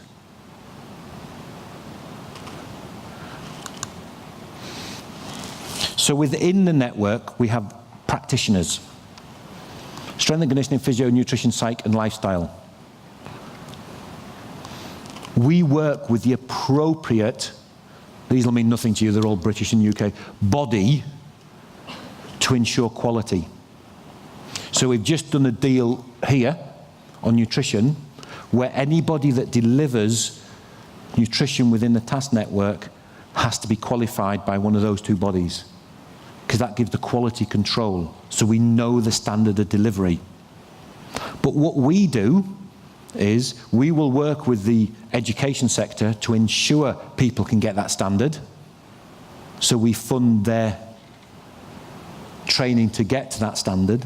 But what we also do is then we fund their continued professional development to ensure they continue to develop and they have the sport-specific knowledge to support the athletes that they have. Because while we talk about an athlete pathway, we are also a practitioner pathway. As a sport, where do you find your next physio to work with your world-class athletes that has experience? Very difficult. However, we have a system that allows junior practitioners to come into a system, be developed, work with talented athletes, be continued to develop and start to deliver sport-specific support to the athletes. So it's great for us because we're developing the practitioners of the future for elite sport, but it's also bad for us because we keep losing the practitioners from the network. So it's a constant conveyor belt of practitioners through the system. So as well as strengthening the pathway with systems, strengthening the pathway with more athletes, we strengthen the pathway with better qualified practitioners. The one at the bottom, TALS, that's ours, because there is no professional body that looks after dual career and lifestyle in the UK. So that's the area of responsibility that we take on and that we offer training and support. So, 31 sites. But as I said, it's about following the course that is appropriate to you. All those were universities. What we do with those universities is we work with them to deliver services. They become hubs. We don't say to our athletes, you have to be at one of those universities' hubs. All you have to be able to do is access the services there. So the majority of our universities, 50% of the athletes are actually studying at the university, 50% are in associated institutions around that university, whether it's a college, a school, a sixth form, the spokes. But in doing that, those athletes need to have the same dual career support, not the services, the dual career support, as those at the university. So we have an accreditation scheme now, where we accredit other institutions and train and support other institutions purely in dual career, in how to look after a dual career of an athlete. So it's about the dual career systems and balance for the athlete. We identify and reward because they're offering that opportunity, and allow athletes to make informal choice when selecting an institution. We are never, ever going to be in a situation where we get an athlete and they go, I want to be a doctor and I want to study it at any one of the medical schools within England. We're just not going to get that, because every medical school won't sign up to this because they will concentrate on other things. What we have to have is a system that allows an athlete who's identified what their pathway, career pathway is, the opportunity to study that. It might not be at their first choice, but they will be able to study medicine at a university that allows them to be an athlete as well.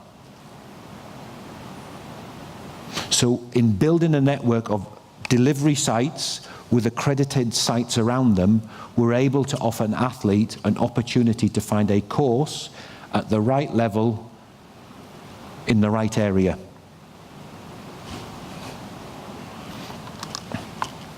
So how do we sell this to the institutions?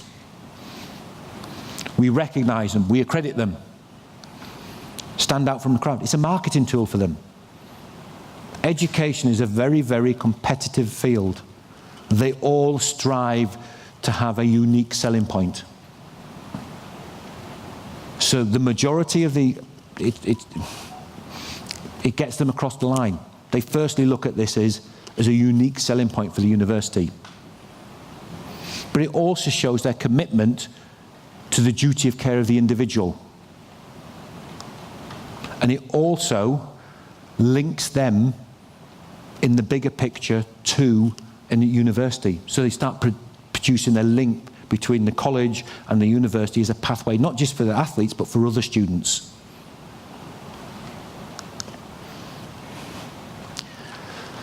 So this is how we select them.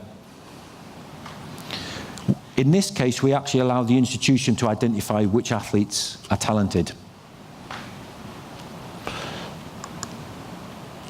They still need the coordinator post. Again, it's somebody within the college or school or university that takes responsibility for these athletes, that they're trained at that level, that they monitor, they engage with the athletes.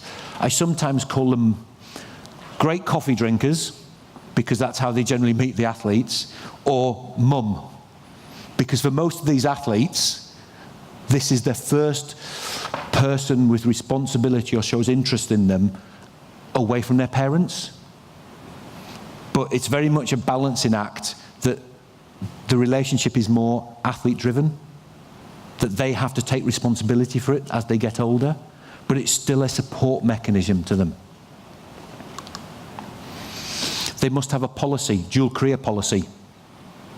So every one of these institutions will publish a policy that shows how they support their athletes. They will have a contract with those athletes saying, if you do this, we will do this for you. It's a commitment from both sides.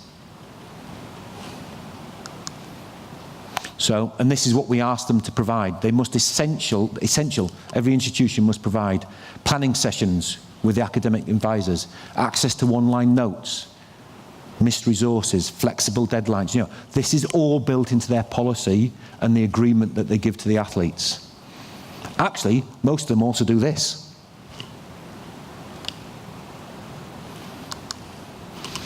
And this is the process. It is not a rubber stamping. We turn people down because it's got to mean something. If there is value in it, there has to be work, and then people must, you have to work to get it. It can take a college approximately, because a college is a quicker institution, it's easier to get through, 6 months to do it. Some universities, because it's got to get signed off at the highest level, I mean, by in our country, the chancellor at the level, could take up to 2 years.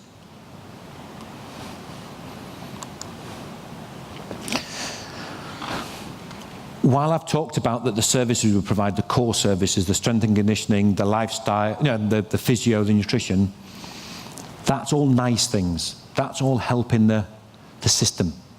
Part of the grease that makes the wheels work.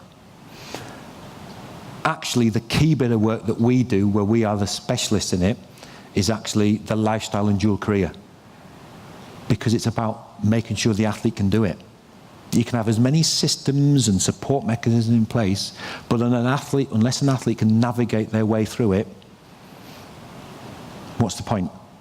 So the key thing we work on is lifestyle and dual career, and I'm going to ask Emma to come up and just talk you through the next few slides. I'll introduce Emma. Emma Vickers is, how do I start? Right. Been on TAS for a number of years as a table tennis player. Is currently completing just about her PhD in this area, athlete transition, student athlete transitions. Sits on our athlete group. We have an athlete representative group, like an athlete commission. So it's fed back in, so they can the athlete feedback into us. Is about to start work at Loughborough University, offering this support to talented athletes and other TAS athletes and other talented athletes at Loughborough University, who call themselves the premium sports university in the UK. So we'll be working with these very athletes. So Emma, if you want to come up and quickly talk you through the lifestyle and the qualifications. Yep.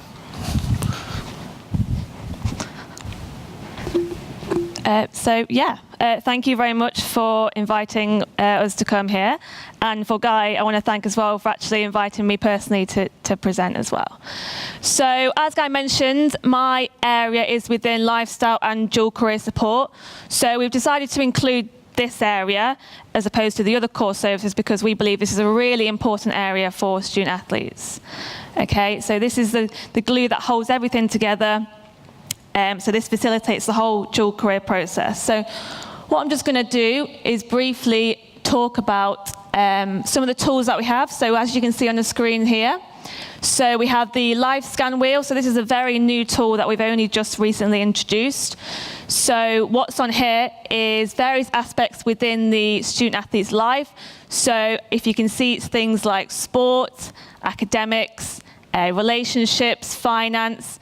What the athlete does is actually pinpoint a number from 1 to 10 on each of those markers. And then what that does is enables a lifestyle advisor to say to that athlete, okay, you've marked 4 on relationships. Why is that? And it basically starts that conversation off. Okay, so then also we've got the monthly planner. We've got our mental health awareness poster, which was only recently developed this year. We've got the goal setting sheet as well. So these are just a couple of the tools that we personally use within our lifestyle meetings with the athletes. So TAS lifestyle delivery. So what is it? So ideally it's a proactive service. So when I say that, we're not just sitting down with athletes and saying, okay, do this, do this, do this, do this. Okay, so basically what we want to do within lifestyle is actually help build self-awareness. Okay, so it should be basically just the process of advising the athlete on how to make decisions, advising the athlete on various challenges, okay? And then they should become more self-aware of their situation and hopefully then develop as a person as well. So 5 contact points. So we always start off with the TAS social and the induction. So within that, I think they do various activities like rock climbing, things like that. So it's just getting to know the other TAS athletes within your network, getting to know what TAS actually can offer for you. Session 1 is about building the rapport with your lifestyle advisor. So this would typically take place in around November, so at the start of the academic year. So with this, you'd probably just be looking to get to know the athlete, get to know their specific sport, get to know them personally, get to know about what their intentions are over the next year. The next 2, 3, and 4 sessions are a little bit more specific, more focused. So we've got written down their intervention, but typically it will be very specific to what the athlete wants. So if there's a specific area they want to discuss, that's the area we'll discuss, and we'll look at how we can improve that. So, I mean, something I found within my own PhD is how important it is, you know, the dual career process is very individual. And so it's important that we don't just sit with the athlete and work through a number of different, you know, the same worksheets and say, you know, we're going to set goals for your academics, we're going to set goals for your sport, because, you know, for the athlete, they might not want to do that. You know, it might not be what's important to them, so it's about utilizing the time. Okay, so as I mentioned, the tasks are social, so a chance to meet the athletes within your task delivery site, and a chance to meet whoever's going to be delivering that lifestyle support as well. So we'll be introducing what is lifestyle. So one of the problems we've had with lifestyle in the past is that it's probably one of the core services which many athletes don't actually engage with, and we didn't really know why that was, because to us it's a really, really important, really valuable area for the athlete in terms of their whole development. But you know, when I asked some of the athletes within my PhD studies, you know, have you engaged with lifestyle support? They said to me, no, why would I do that? I can manage my own time. I know exactly what I'm doing. I don't need to sit with someone just to tell me how to plan my timetable. But actually, what they didn't realize is that lifestyle support can actually include all of these different areas here. So not only does it, you know, it might help you plan your time, but it can also do all these different things. So it can support with transitions, so the transition from the junior to senior level, the transition from college into university, the transition from university into the workplace. It can help develop well-being. So, you know, as a student athlete, it can be a very stressful experience. So, you know, revising for your final year exams whilst you're also training for the World Championships can be a really overwhelming and stressful experience. So it's making sure that well-being is key as well. It's developing a number of different transferable skills. So it's sitting down with that athlete and, you know, looking at the skills they have within that they've got from their sport. It's looking at the skills that they've got from doing their academic course and actually looking at how we can transfer that into the next stage following university, so into the workplace. So like I said, lifestyle wants to be proactive service. So as I said, it's all about building self-awareness. It's helping that individual grow as a person so that when they leave university, they actually have the knowledge and skills to go out there, get a good job, and not just leave university and think, I don't know what I've just done for the last 3 years.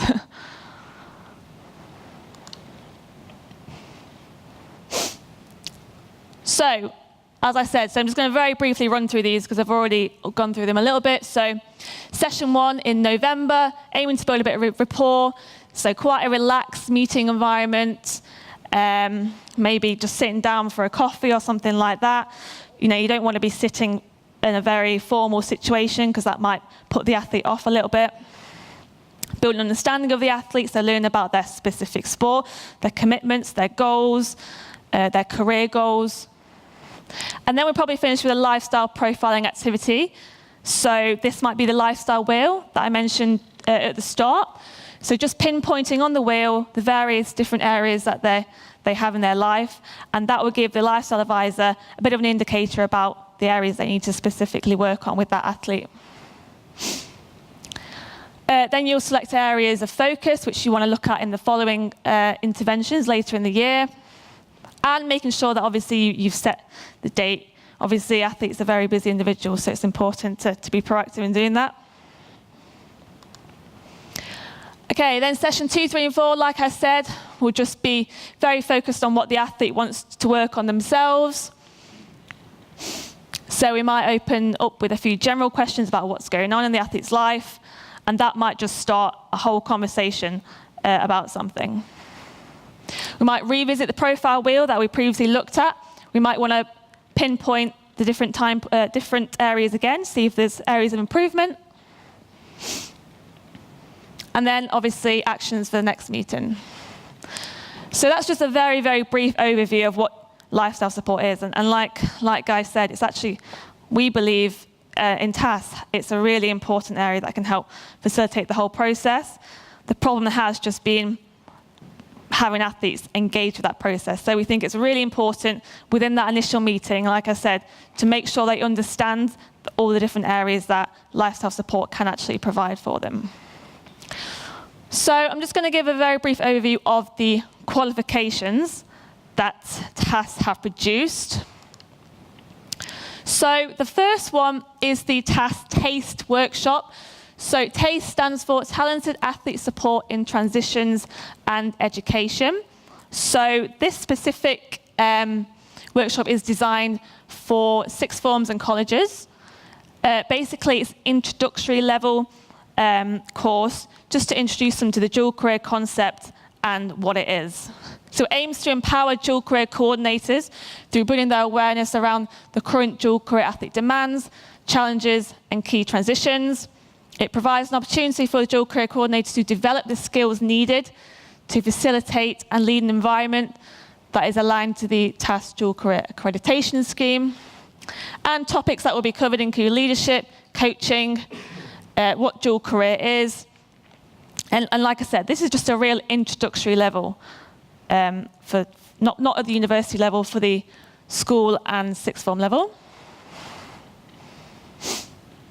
So building awareness of what dual career demands are. So, I certainly remember when I was in school, my school had no idea what I did. They knew I played sport, but they had no understanding of what that actually entailed. If I was training for the World Championships at 15 years old, and I remember going away for a training camp and I wasn't able to complete the homework for the next week, and I was punished for that because my school didn't understand what I was doing. So I think the general idea is that it helps to understand what these young athletes are actually doing.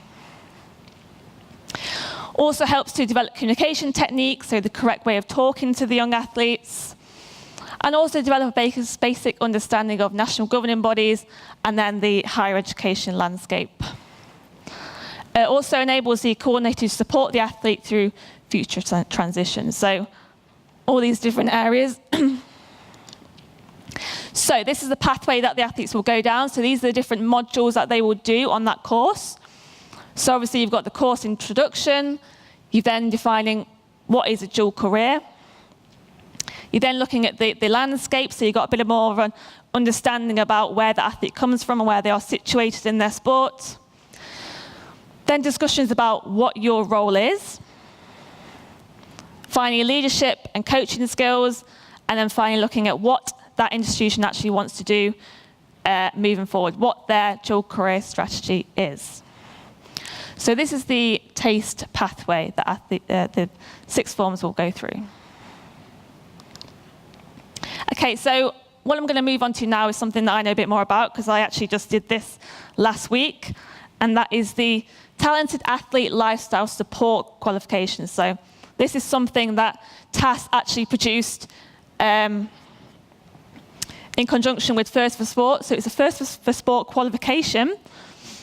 And basically, what it is to provide learners with an introduction to the principles and practice of supporting and advising talented athletes in managing their personal development and lifestyle due to their sporting commitments. It has been designed to enable learners to study both the theoretical and the practical aspects of the support and advising process.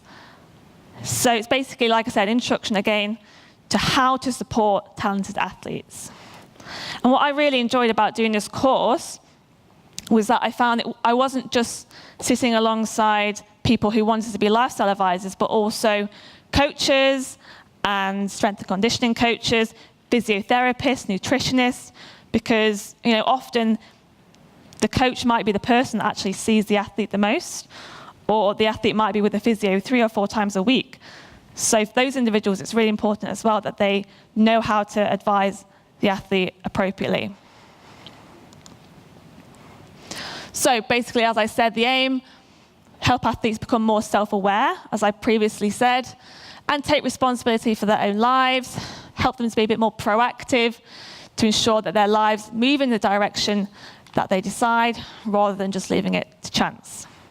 So what I'm going to do is just go through some of the modules that we would do on this course. So there are 5 mandatory units. So the first one is to support and advise athletes within the performance environment, manage athlete support networks within the performance environment, support and advise talented athletes through various lifestyle changes, support talented athletes to understand their anti-doping responsibilities, and support and advise talented athletes to plan their careers. So this is across 4 days. So the group of around 15 people will sit with a tutor, and across those 4 days, they'll go through these various different modules. I think the next slide discusses them in a bit more detail. Yeah. So you'll have to complete a portfolio. So it's a folder. And there are 8 different tasks that the aspiring athlete lifestyle advisor has to complete. So, for example, the first one, roles and responsibilities of a talented athlete lifestyle advisor. So within this module, the advisor will learn about what the roles are, what the boundaries to that role are, what the limitations to that role are. They'll learn about confidentiality. You'll then learn about sports organizations, so learn about the organization, the environment that athletes sits in, so national governing bodies, universities, local communities, UK sport right at the top. Task 3 is about planning and evaluation, so how to plan an intervention with an athlete, and then how to evaluate how successful that intervention was. Number 4, talented athlete support network. So learn about all the different ways of signposting on support to athletes. Number 5, which is my area, so talented athlete transitions.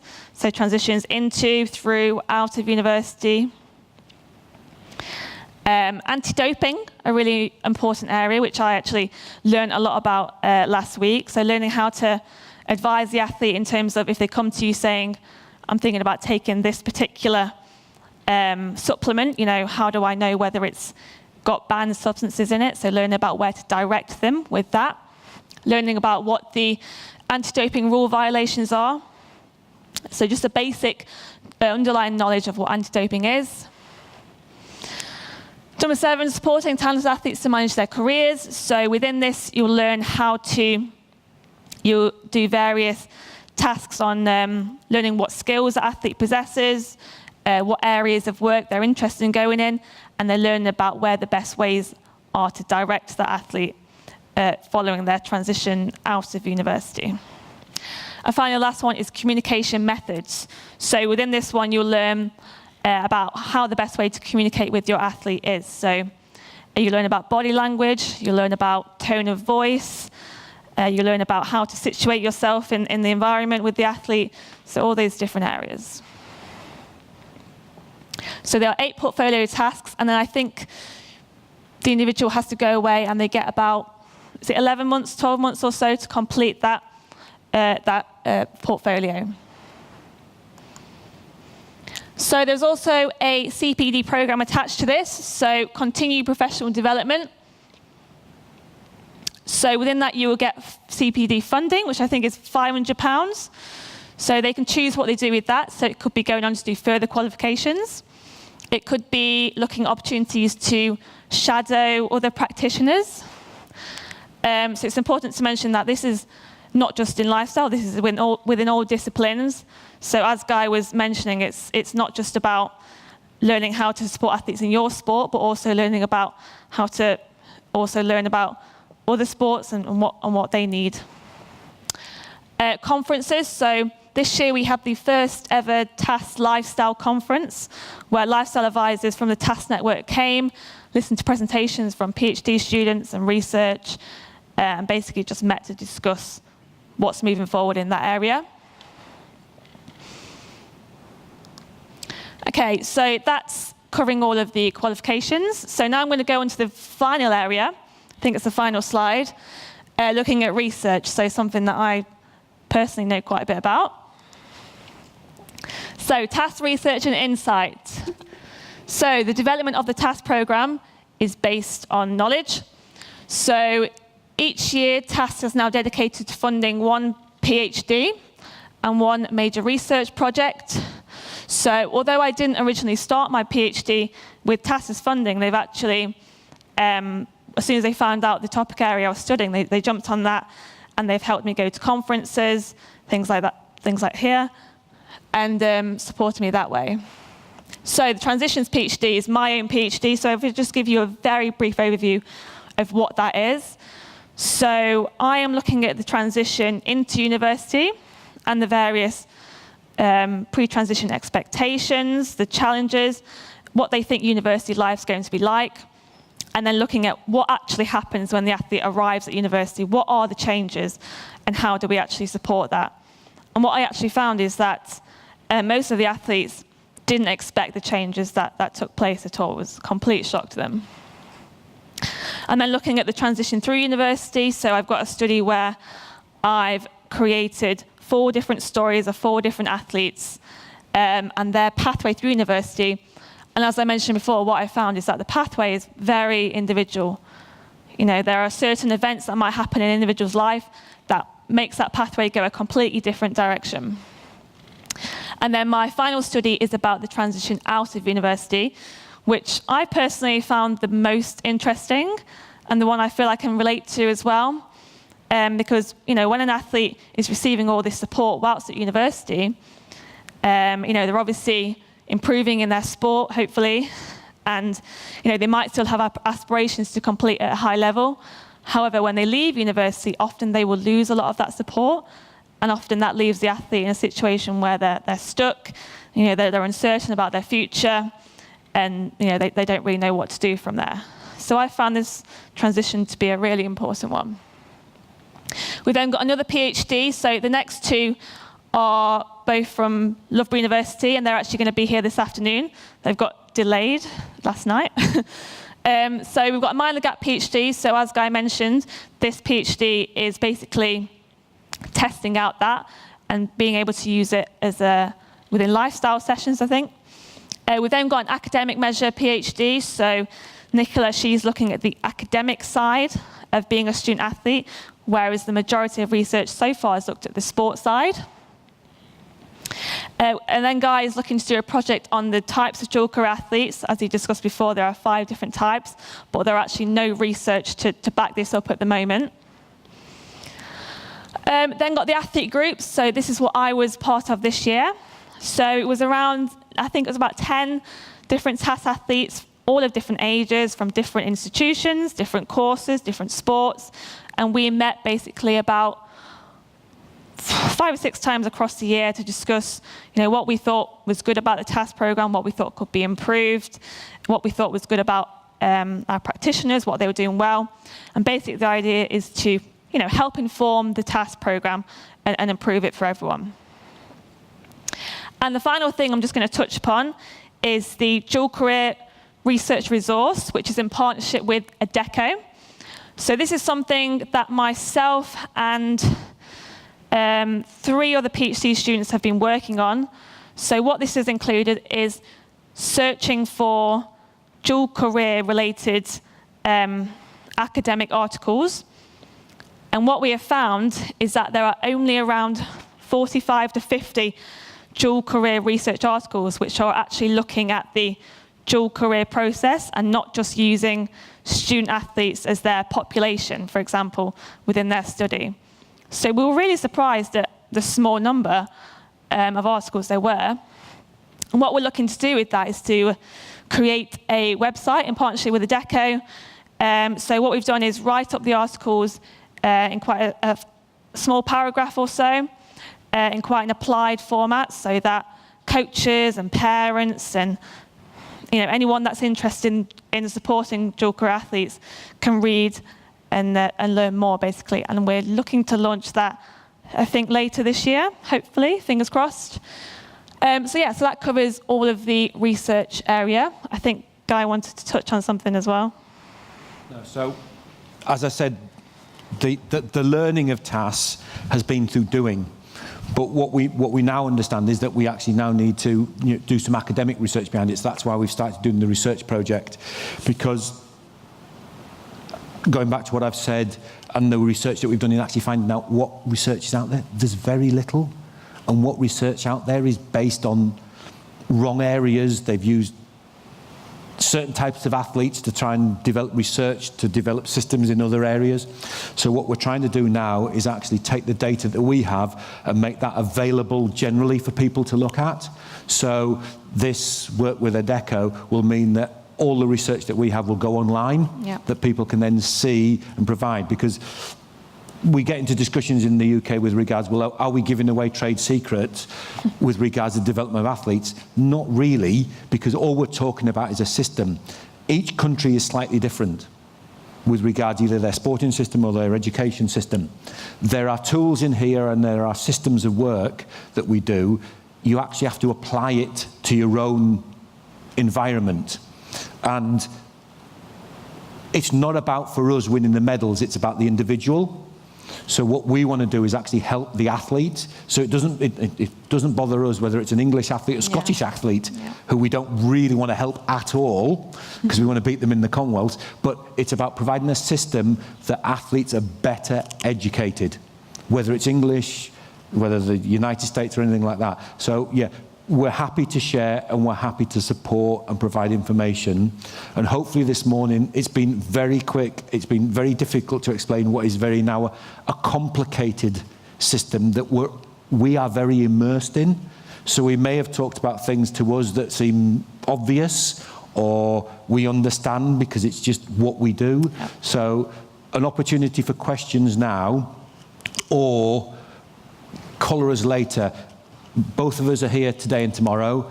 Emma and Nicola, the other two PhD students, will be coming this afternoon, or hopefully will have landed by now, so they will be about as well. So we're here for people to pick our brains or ask for further information.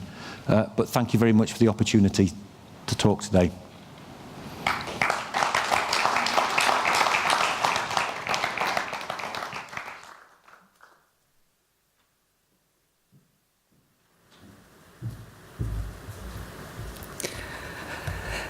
Dear Guy, dear Emma, thank you so much for the very inspiring and informative workshop. Dear participants, on behalf of the Estonian Presidency of the Council of EU, the Ministry of Culture and the organizing team, we hope that you have enjoyed this morning session with us. And for those who are quite new with this topic, we hope that you found that this is a very important area, the dual career, and athletes deserve our support. I also hope that you learned that there is a knowledge out there in EU which is available, and thanks to the presidency, thanks to the European Commission, we were able to deliver a part of it today. I hope we will successfully continue in this path after our presidency. For those who are Estonians, I believe majority in this room, I believe that you also got a motivation or inspiration that something could be done or should be done also in Estonia regarding this matter. And I hope that those people who got motivation would keep in touch with the Minister of Culture, because Tarvi can confirm that. There have been thoughts that a working group, in order to develop this subject further on, could be put together, consisting of people from different areas and expertise. So thank you so much again for this morning session. And the final words: sport, education, athlete, and X factor. So this concludes our morning session. Have a good lunch, and I hope that you come back and join us for the afternoon conference, which starts at 2 o'clock. Thank you.